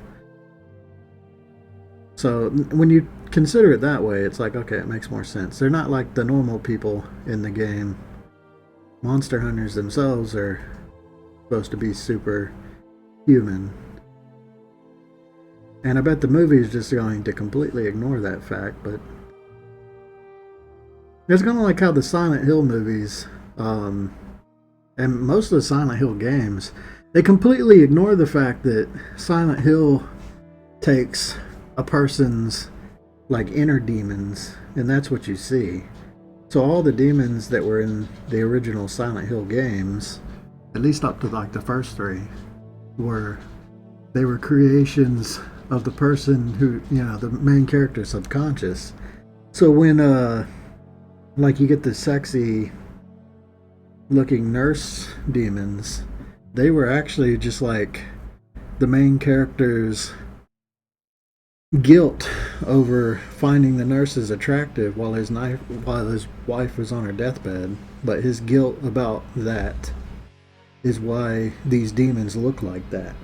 But the movies and following games, they just said, hey, people really like these demons, let's just put them in everything. Even though that completely like ruined the whole subtext of why they looked the way they did. And that same kind of thing can apply to most of these type of things. I don't know. I'm having trouble doing words right now, or coming up with the correct words. I still can't think of the fucking word for remake. An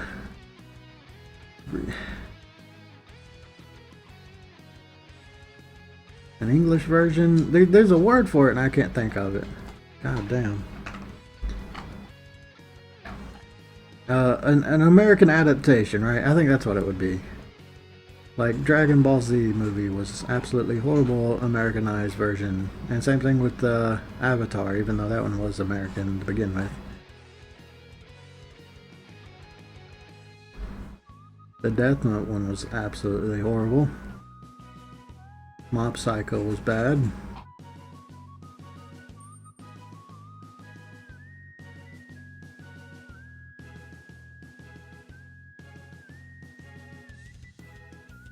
Resident Evil was pretty good in the beginning, though they did change a lot of the story elements.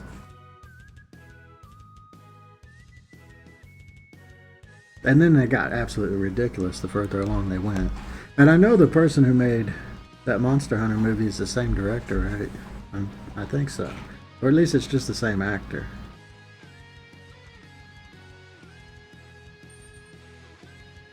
You like the Avatar?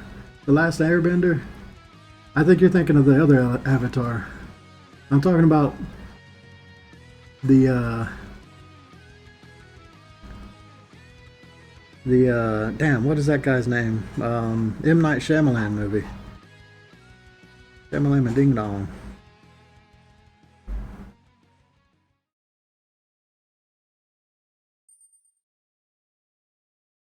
Yeah, no, you're thinking of the other one. No, yeah, I'm talking about the crappy one.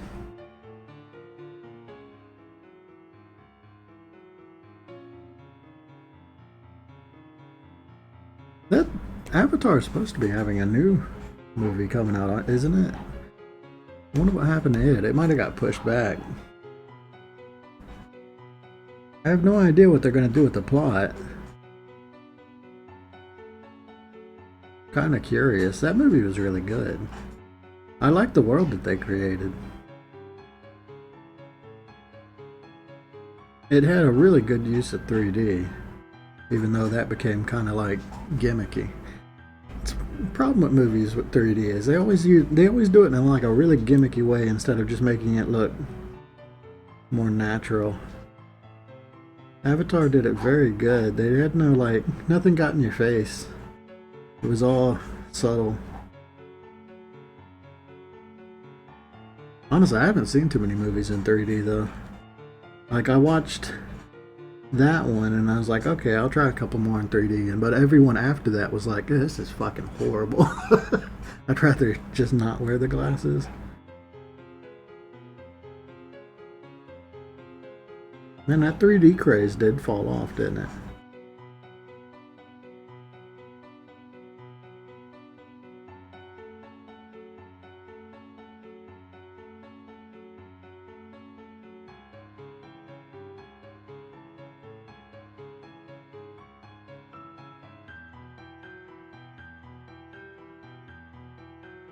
Okay, I would like to stop drawing tails now. That would be nice. Can I do something else? Almost drawn 24 frames of tail vertebrae.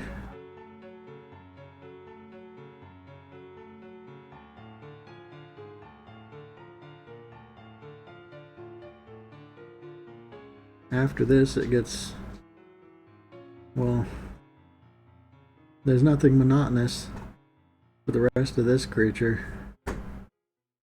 I don't know, there's a lot of shading to do. That can be kind of monotonous, because all these vertebrae have to be shaded.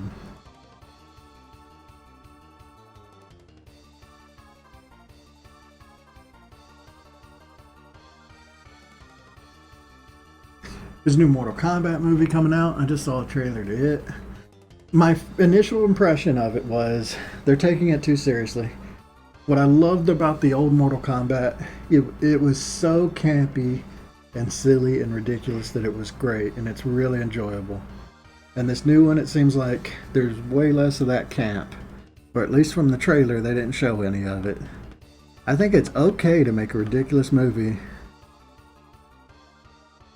and just have fun with the whole, it's ridiculous, right? Like, a lot of really good movies have done it that way.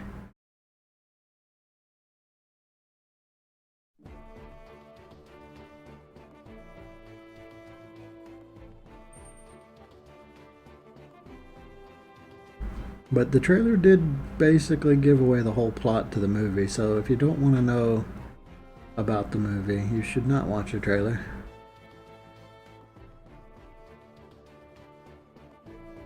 Though it does have an interesting idea, like who the main character is in the story that they're following. That it's not just the Mortal Kombat tournament, but then that makes me worry about it too. Like, I think the whole point should just be watching a bunch of fights.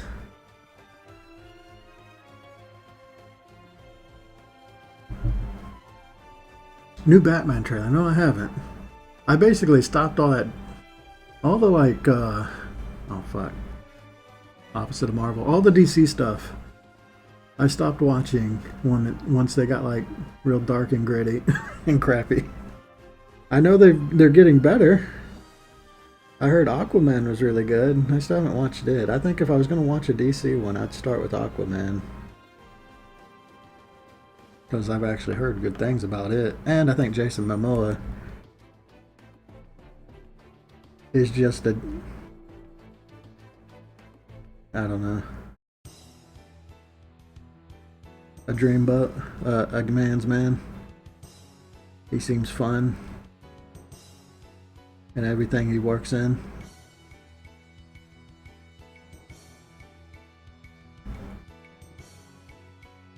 I did like that. I like those Batman.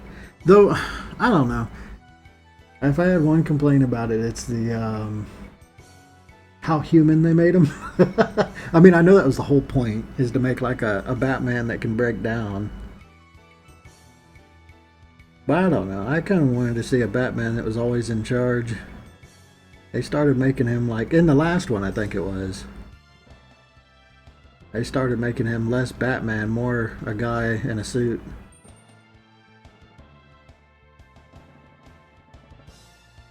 Constantly getting the shit kicked out of him.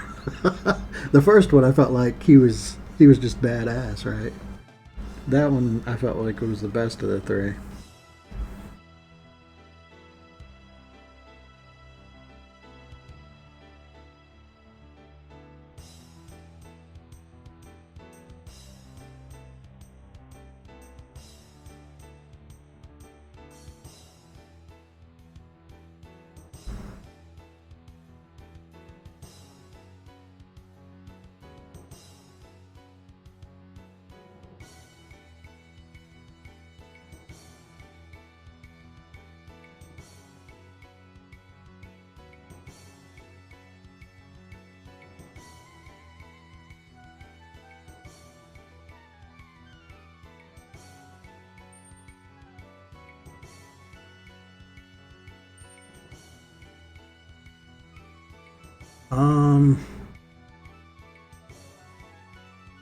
I didn't feel anything for Iron Man's death.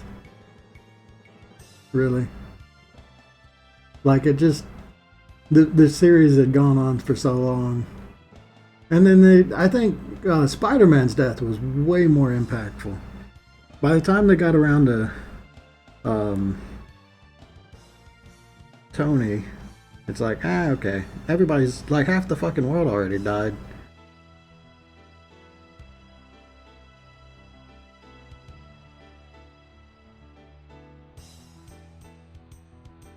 Mm. What's a really impactful movie death? I can think of lots of game deaths that were very impactful. Man, some horror movies got some really good ones.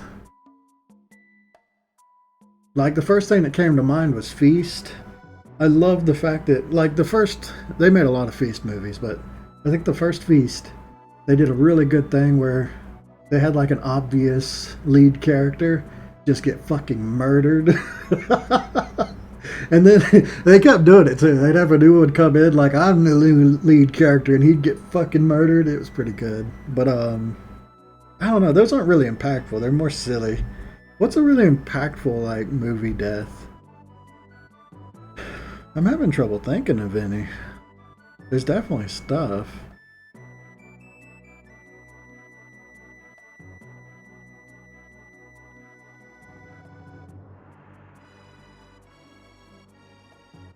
Oh man, okay. The only one I can think of is in Speed when the partner dies.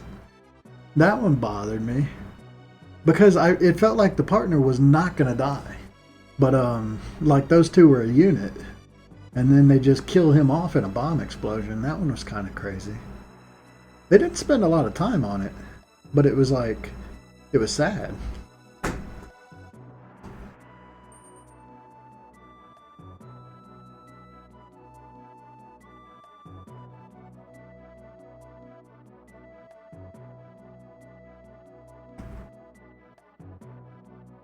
I can't think of any like other examples though.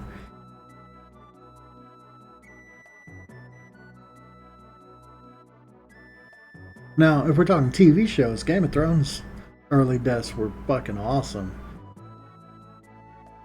Like, I did not think Ned Stark. Was it Ned Stark? Yeah, I think it's Ned. Um, I did not think he was gonna die when he died. That was crazy to me. Like, I remember that first season. That hit hard. I was like, damn, they killed him. Of course they did now. It's like it's become a joke that he dies constantly, but honestly, there's that movie. What was it? Mission to Mars, or yeah, what is it? It's Mars. I don't know. The one with oh my god, I suck at actors' names. It was very popular. He goes to Mars. It's not Brad Pitt. It's some other guy. It's the one that's inside of all the Jason Bourne movies. Anyway, he was like the flight controller or whatever in that movie, the Ned Stark character, which I can't think of his name. I suck at actor names. I suck at names in general. But I really, really, really wanted at the end of the movie, like after the credits roll, for like a comet to just fall from the sky and kill his character, because that was one of the few movies where he had a character that didn't die. And I was like, it would be hilarious if they just killed his character off in the credits. I was waiting for it. It never happened. I would have laughed so damn hard if they'd have done that, though.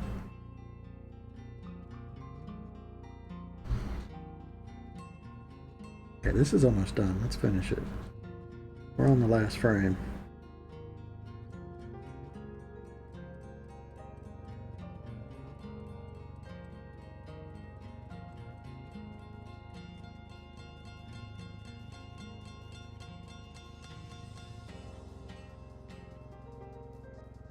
Yeah, there's a lot of games and anime that do killing characters really well. God, I remember I was heartbroken that time in DBZ when Krillin got killed. One of the million times that he did. But that one just like came out of nowhere. He gets like speared through the chest by a horn.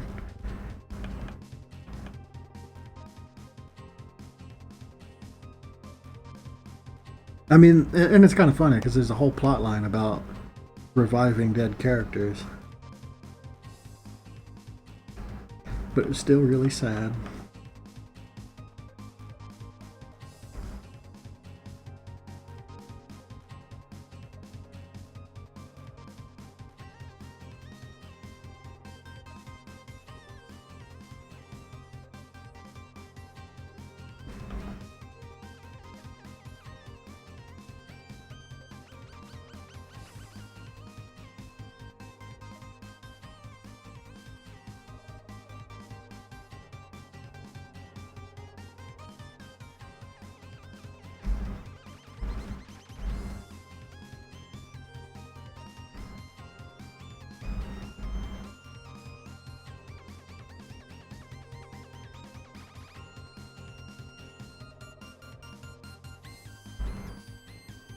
Okay, I think The Departed had some pretty big deaths.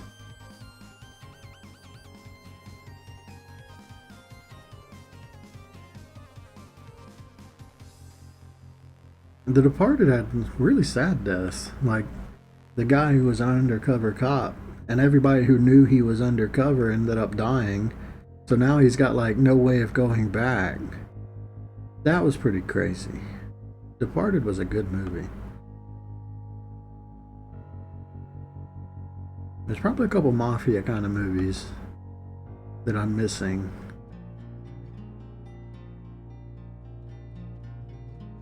That had really impactful deaths. Thinking like Pulp Fiction. When God, what's his character's name? John Travolta's character. That one was nuts. Because you get a lot of time to learn about the character, and then he just gets like blasted while he's on the toilet by a shotgun.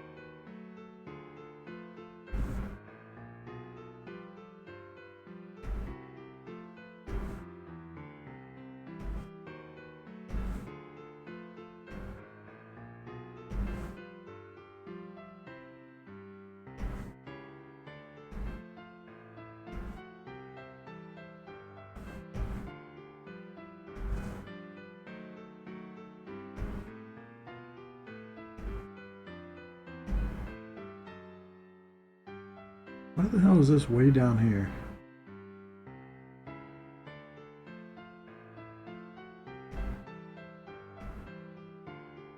I feel like something's wrong. We'll find out here in a little bit.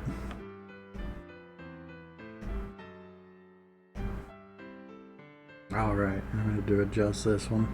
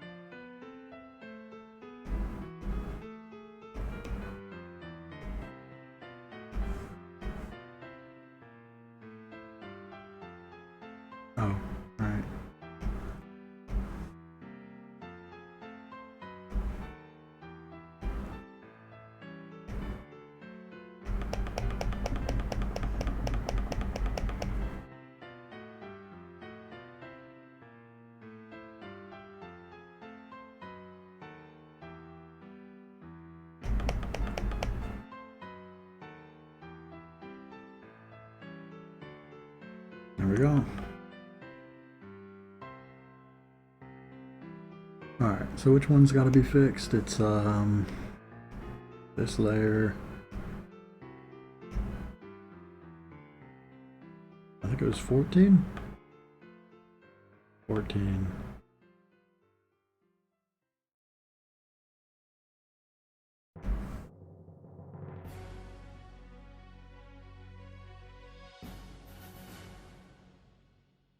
Oh, and I fucked up.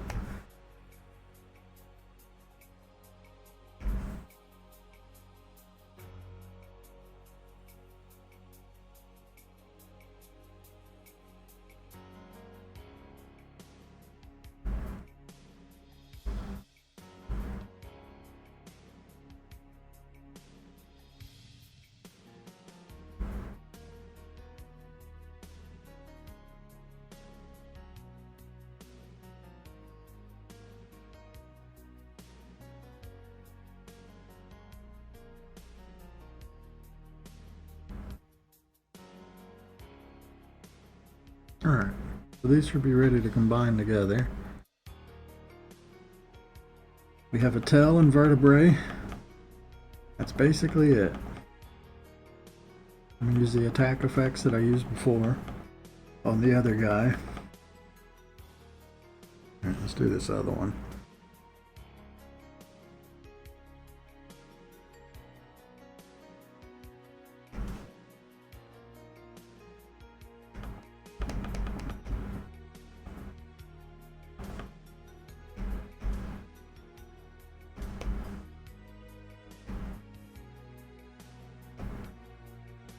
So what are we at? We're at 2.5 hours.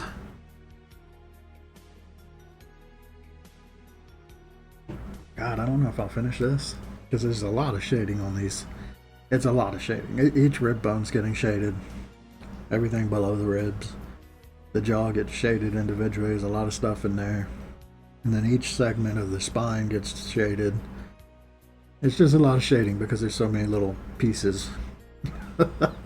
Takes a while.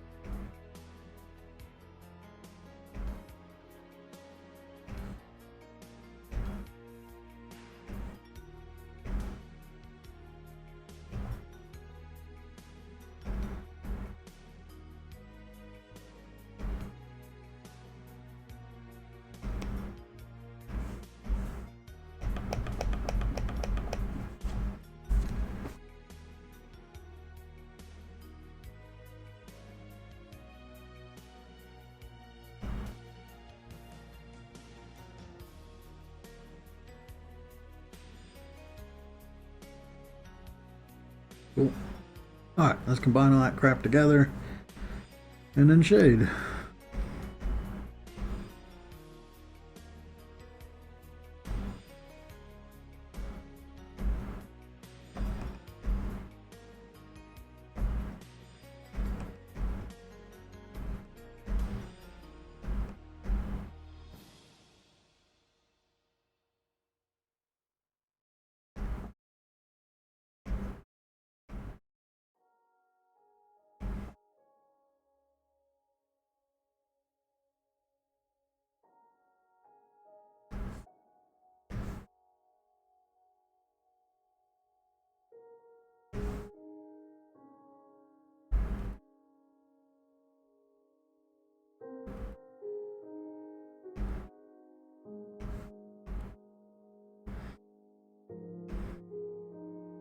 I won't play games again.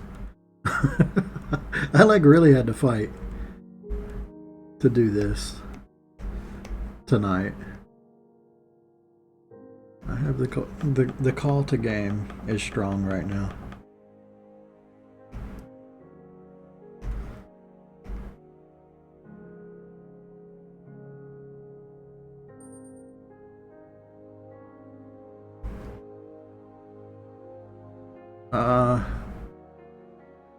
Well, the animation right now I mean, I just went through it. Is this, and that's his walking animation. And then this one is his attack. And then when he dies, I'm gonna make a, I've actually already done it. I've got a bunch of chunks down here. These are just all of his pieces. And we're gonna have him explode into a bunch of pieces. Pretty simple death. Nothing crazy here. And then the previous one, this is what he looked like. The underneath version. This is the bandit version of these guys. They got a couple more animations. They have actual like death animations and stuff. But I'm using them as a base for like a new variant creature. I'm basically getting a bunch of new monsters by just using old animations to fill out the bestiary a bit. So skeletons they're a bit complex because there are a lot of pieces to draw. There's a lot of detail, but yeah, it's just new monster. I make them move a little bit faster, stuff like that. And then this is another one I did, which is another lizard man type. It's a small one, but he like shuffles around with a little spear. It's like a little thrust. This is what this one's gonna look like in the end. A little forward movement.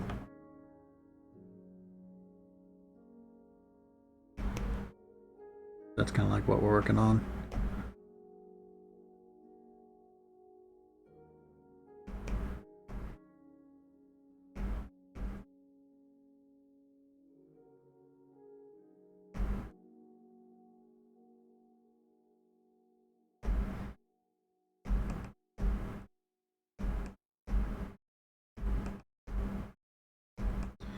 Yeah, I started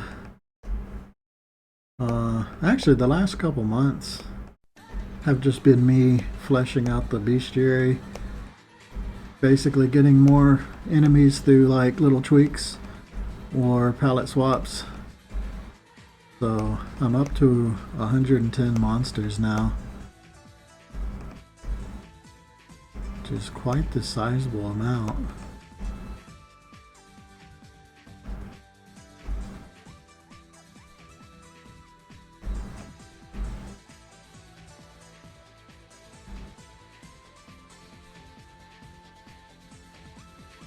Well, there's a couple still to draw. But the rest of them, after these skeletons, the rest of them I made very simple. Just because it was getting pretty draining doing all these. So the next couple are just like single frame animations mostly. Shouldn't be too difficult. There's like one or two that still have some animating. But most of them are pretty simple. They die in like ridiculous ways.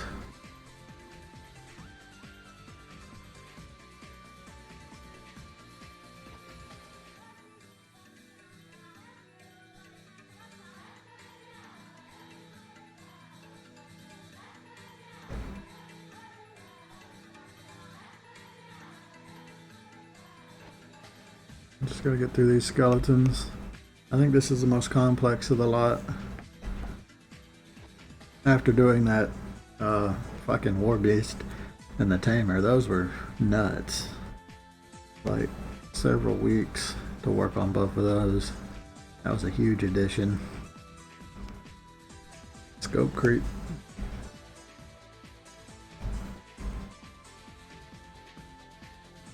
This is the last of the ones that I had initially planned on though. These skeletons. I knew the skeletons were going to be in the game. Of course you gotta have skeletons. That's a given.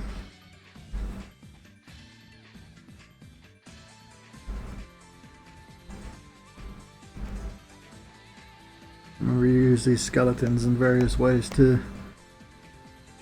They're normal enemies in certain maps of the Haunted Forest, but they also show up during the undead boss fight, I think. I think he's just gonna summon skeletons.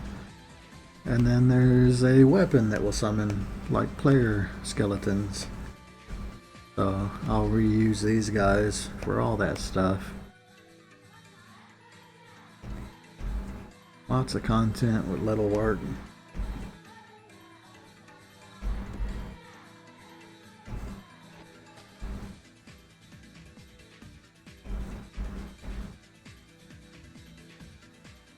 Alright, so there's that.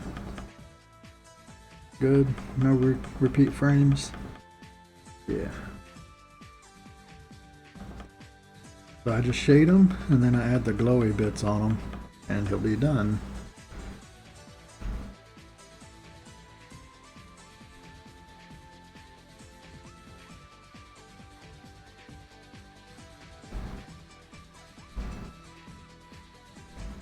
Oh, touch.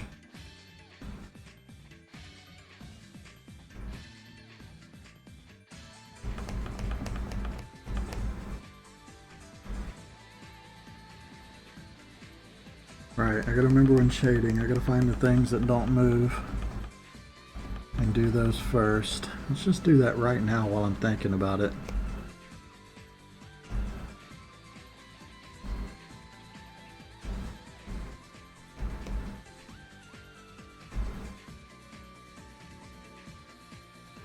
Right, this guy moves, everything moves. So, yeah, there are none here. But this one, his feet don't move. He does have a few duplicate frames. Like this is a duplicate frame in the pelvis and the legs. Like the legs don't move at all. I'm just gonna have to identify those as I'm doing it. But the feet never move in this animation. So I can draw the shading for them and copy it. I'm gonna do that, and then the rest of it I'll just have to do as I come to it.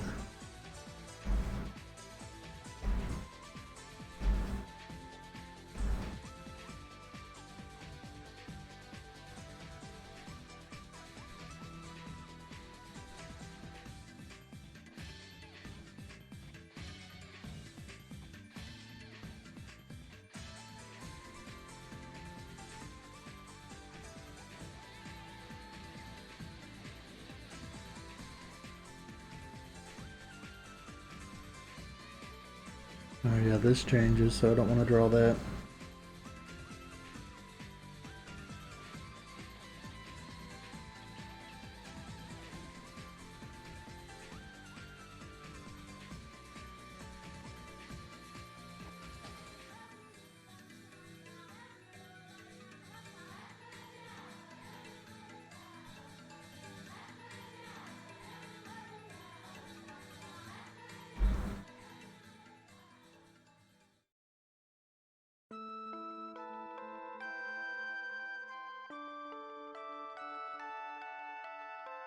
Oh, just copy that so the feet don't move.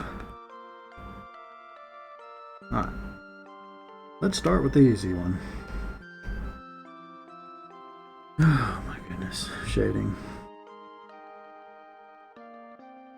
Alright, so how long am I going to stream for? I might as well do like another hour and a half or so. I would like to finish this guy, but I don't think I'm going to. Not in like one sitting. So I'm gonna give it like another hour or an hour and 30 minutes. Maybe we'll just like shade this one 7-frame animation. I don't know. We'll see how quick it goes. It could go by pretty quick. I would like to finish this today, but I would also like to stop and play games. We shall see.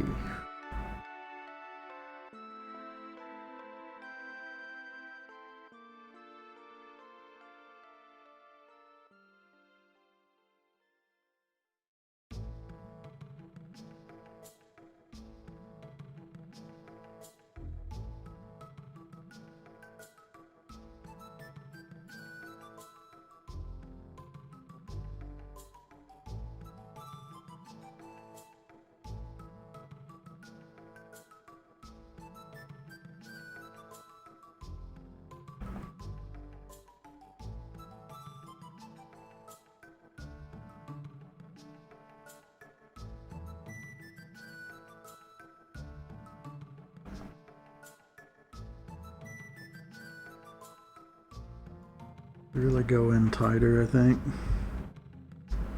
while doing shading. Yeah, otherwise I get these like bad overlaps.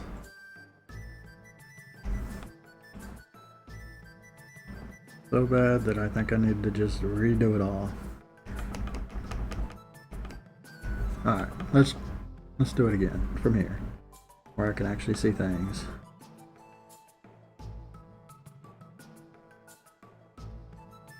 I mean, this guy gets shrunk down a lot. He's like 6 times the size that he's supposed to be in game. So that will hide a lot of this stuff too.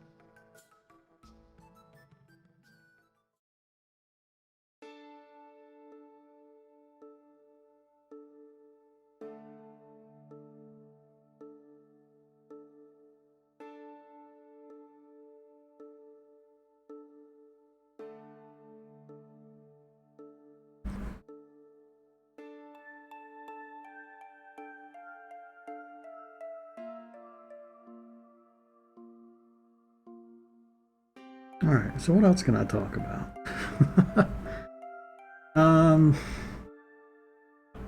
I don't know. It's hard.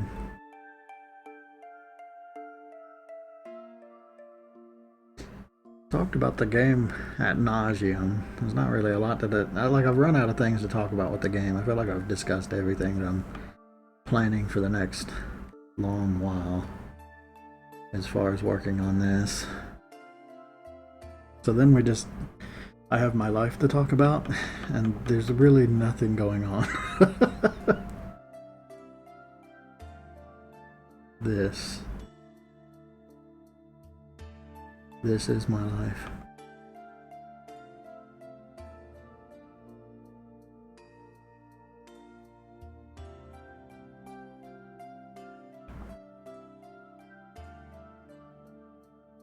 And it's going to be my life for several months yet.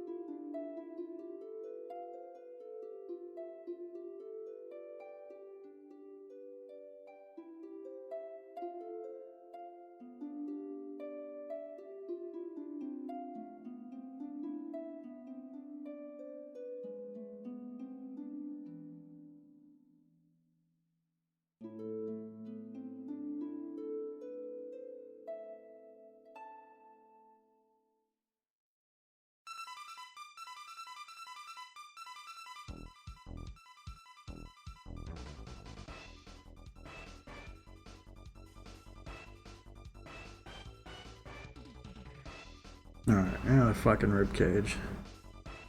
The rib cage is a big one. I'm gonna do clavicle first.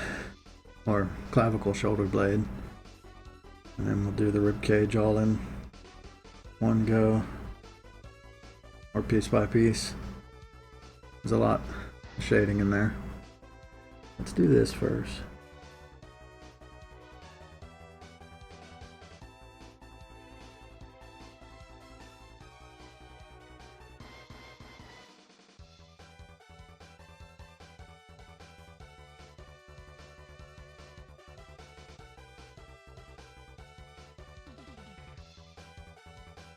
Is that a copy? And it might be, but I've already done the skull, so oh well. And when it's in motion, you don't notice if it's a repeating frame. So it's fine.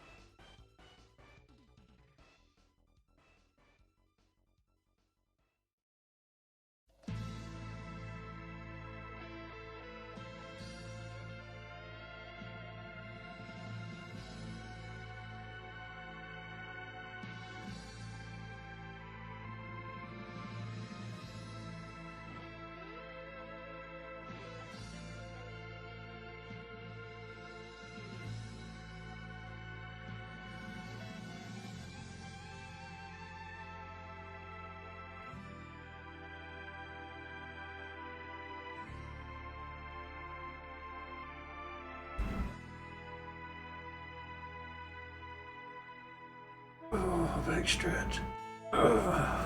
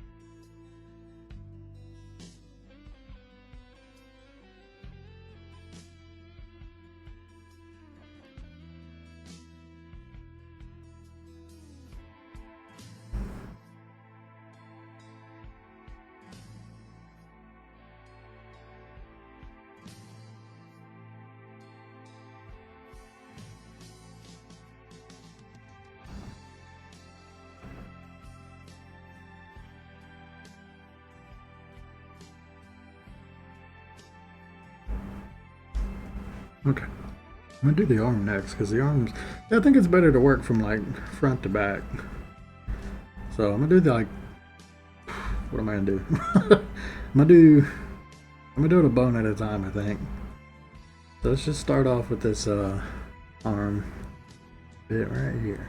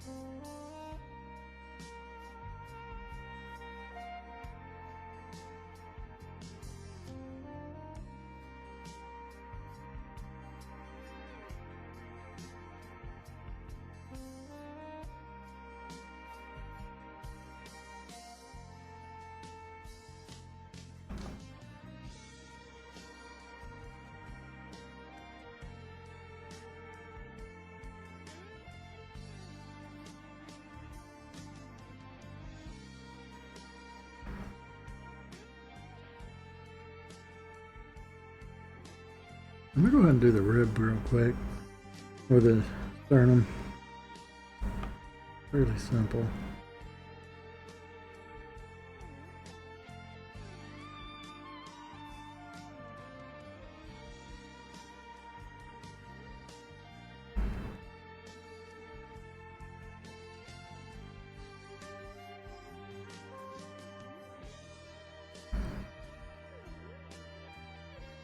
Just break it down in little pieces. Makes it easier. And you're less likely to miss something.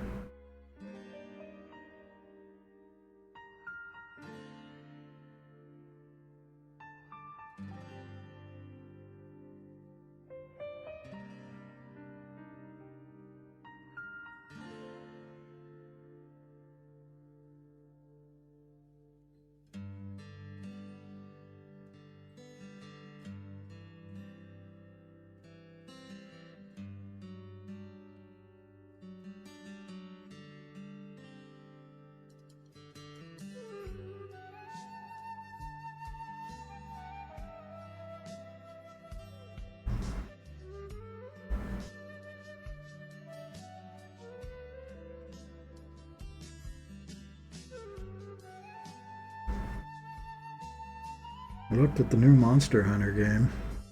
Gotta tell you, not that interested in it.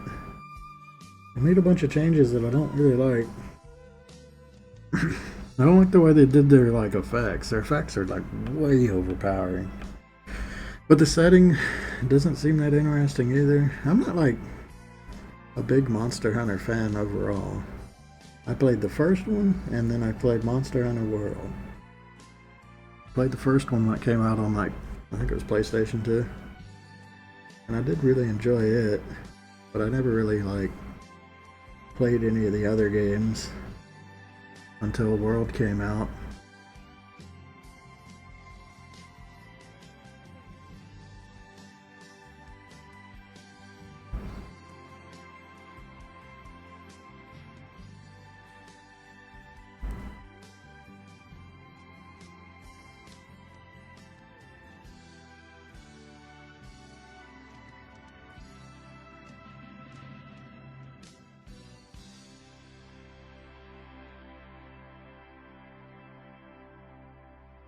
I love their monster designs are really great. I think their weapons and equipment, I mean, a lot of people like them. I think they're just so ridiculous. I wish there's a little more realism, personally. But at this point, that goes against the whole style that they have set up, so whatever.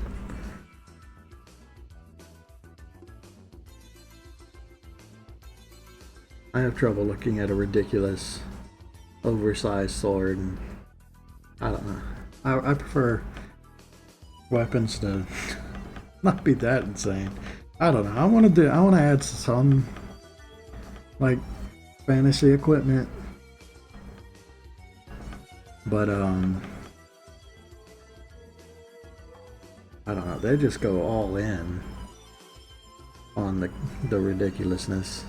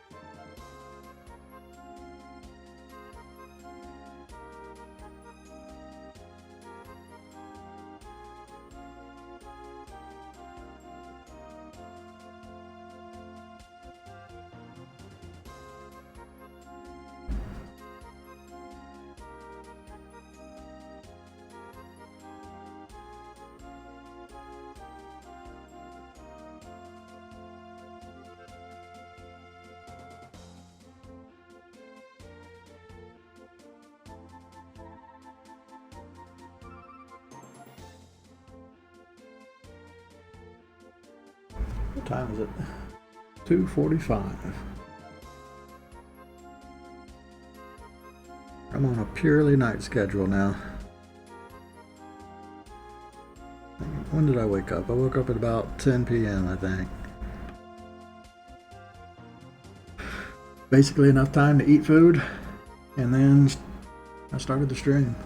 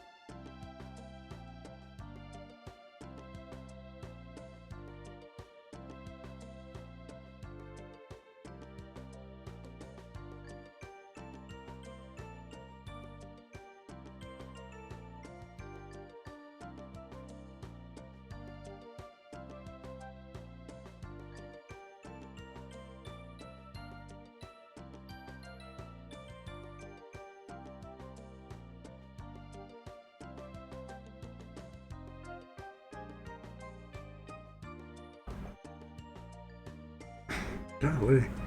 It just keeps going. This is only 7. I'm gonna have to do 20. Nah, I think I'm gonna finish this, shading this one, and we'll just call it. I mean, I have done quite a bit.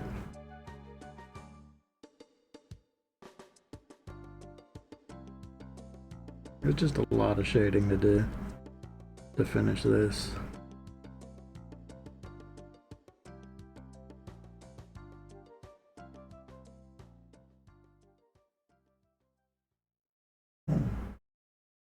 You heard that too. It's a fridge. Fridge keeps making weird noises.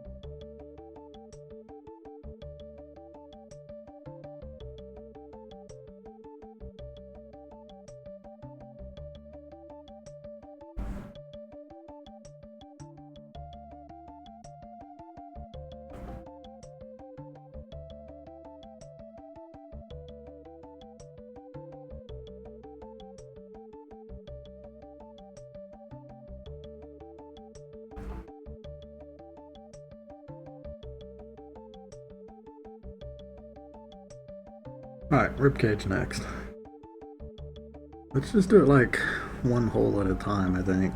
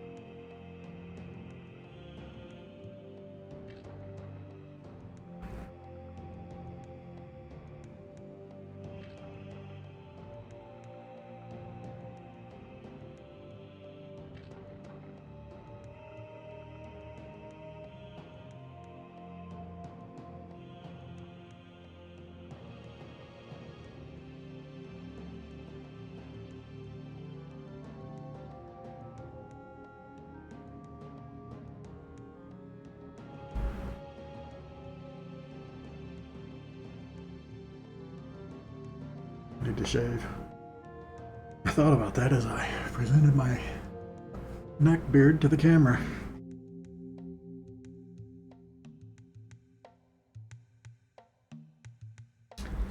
I'll do it. Maybe. Maybe I like being a neck beard. No, I don't. Just haven't left the house much lately.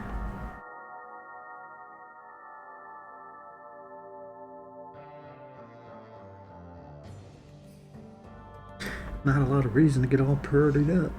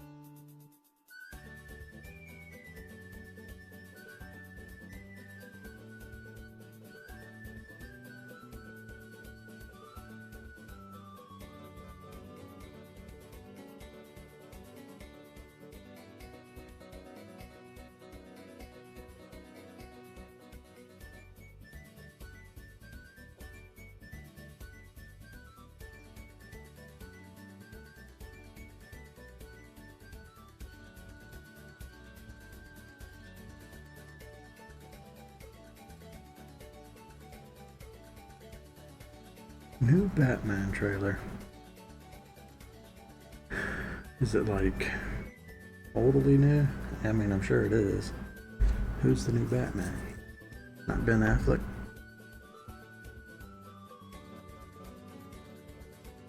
I don't know. I haven't been following movies much.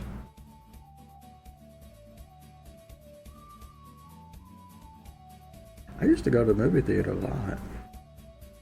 I haven't done that. I don't know. I have no desire to go back to the movie theater. It used to be my excuse to get out of the house every now and then, but I have no, like, desire to get out of the house now.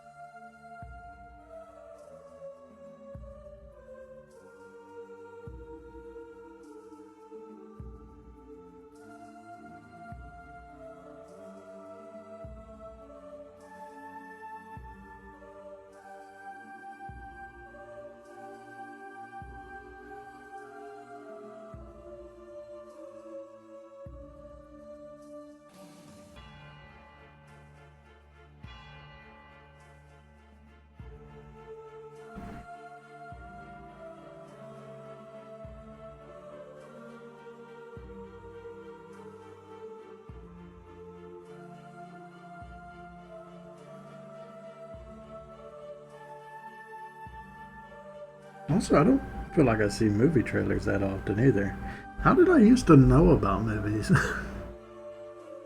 It's a good question. I think every now and then I watch like just a list of upcoming movies, like a big playlist of trailers.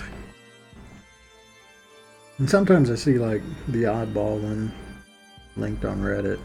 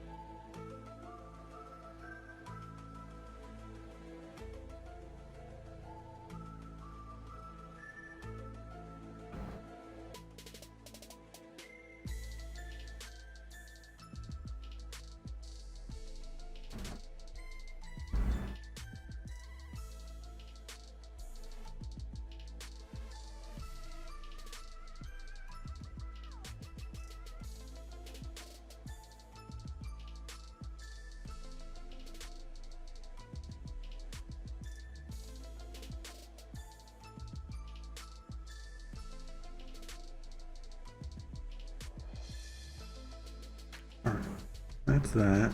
I'm gonna do the back arm now.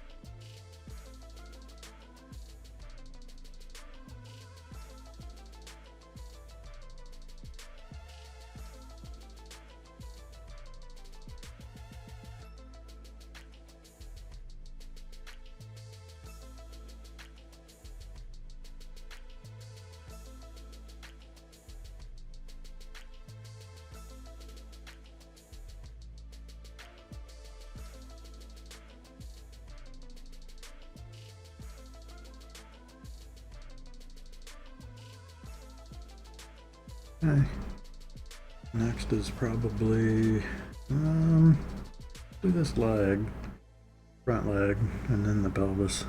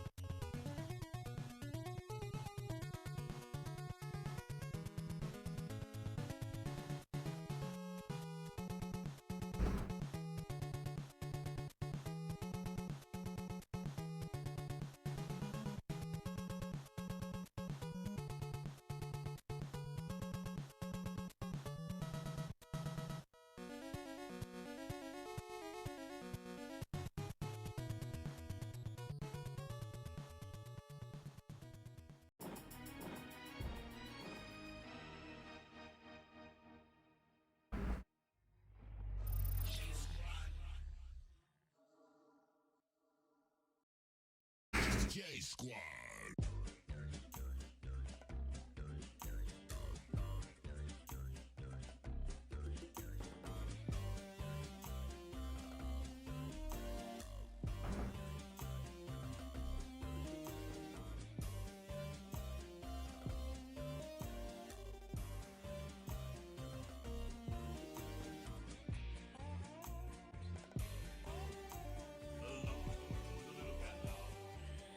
Activate.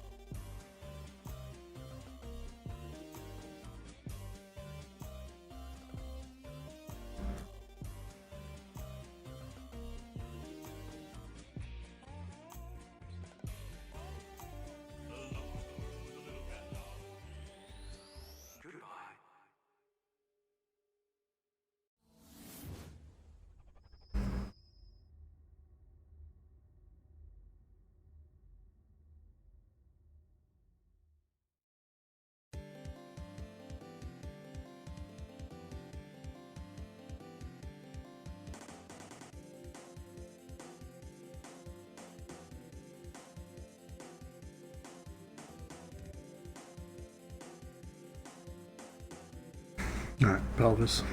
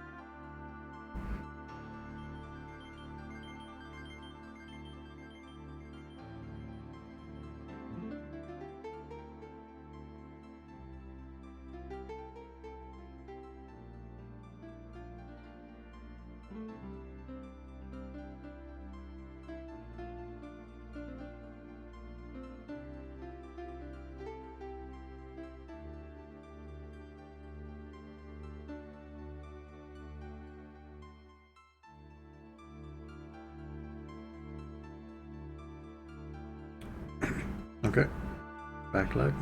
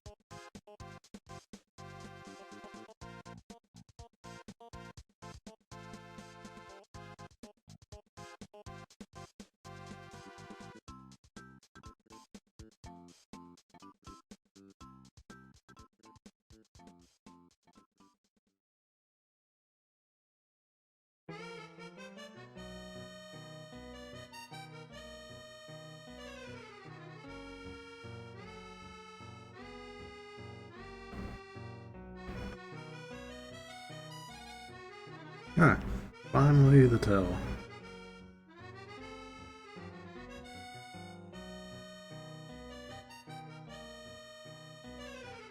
Just a lot of segments.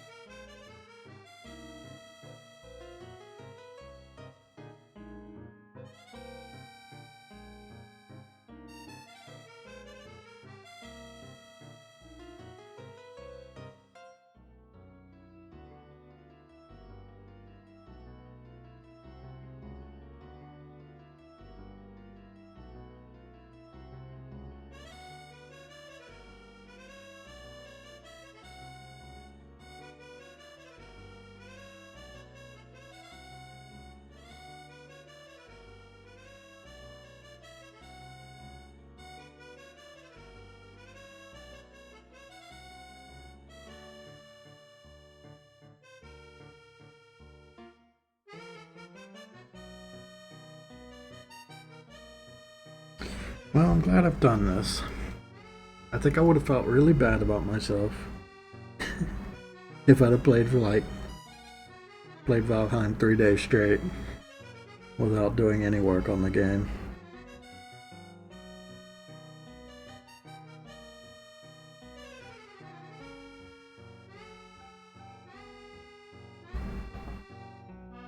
It's amazing the difference. How fast my night yesterday went compared to today, though. Like these 4 hours, 3.5 hours have been extremely slow. And yesterday's 8 hours of playing Valheim went by like, it felt like 30 minutes. It was amazing.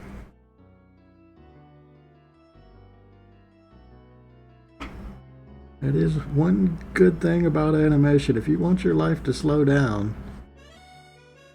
this is the way to do it. Because when you're animating, an hour feels like an eternity. You have so much time to think. And I think the stream has something to do with that too. Like if I was watching a video where I had something else to engage me, I probably would, the time wouldn't drag as much. It's the fact that I just have my own thoughts with the stream.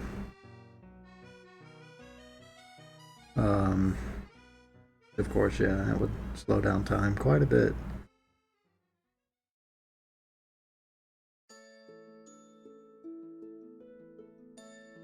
There we go.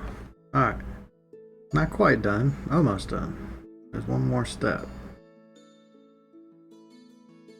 And that's the soft airbrush.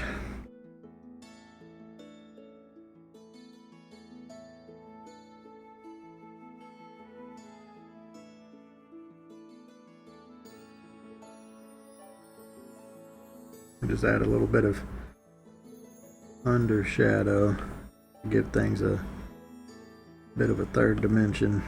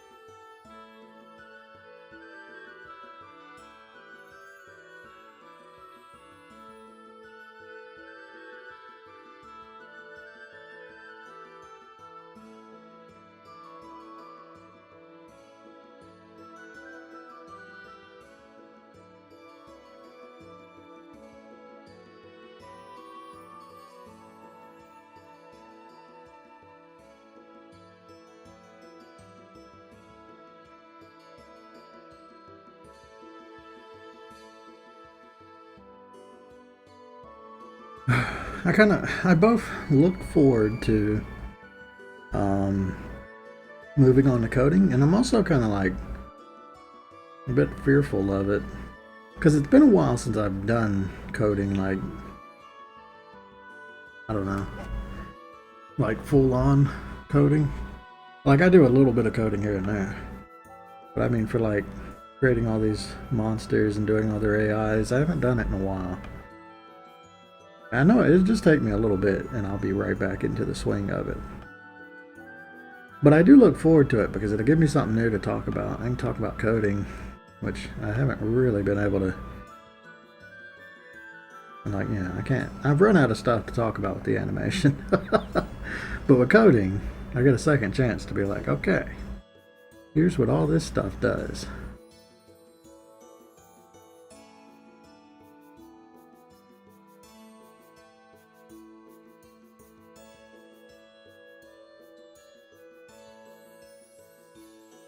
And there's all kinds of...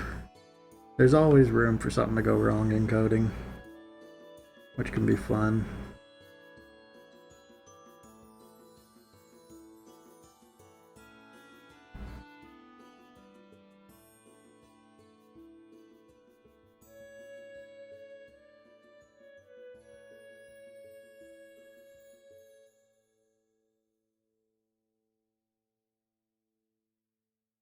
God, but then you'll get to see my horrible spaghetti code.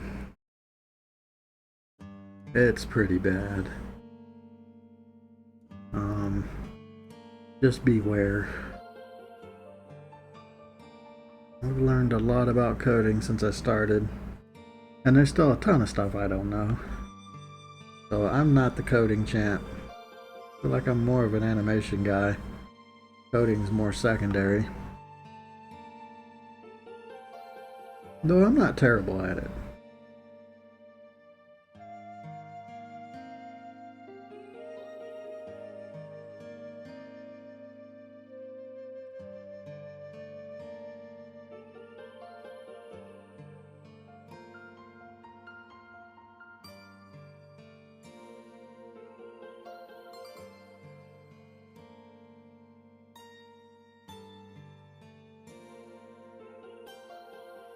There we go. That's a fully shaded skeleton. So that's what it's going to end up being like when I do the other one. So the difference, we've got what it looks like now, and then what it looks like without shading. Makes a huge difference. Gives a nice 3D effect.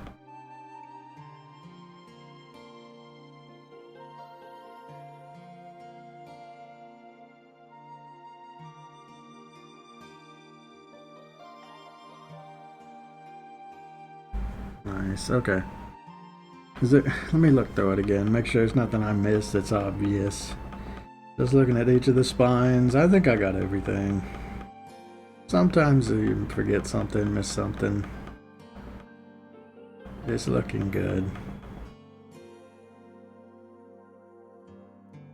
Yeah, I'm good with that. Yeah, so that was 7 frames. Next I gotta do 20, which is 3 times. Basically, I've done a quarter of it. I've got another 3/4 of shading to do. But I think I'm gonna just stop here. We'll end the stream. I'll play some Valheim, and I'll finish this up later. And yeah, I'll keep packing on it. If you don't see me for a while, you know why.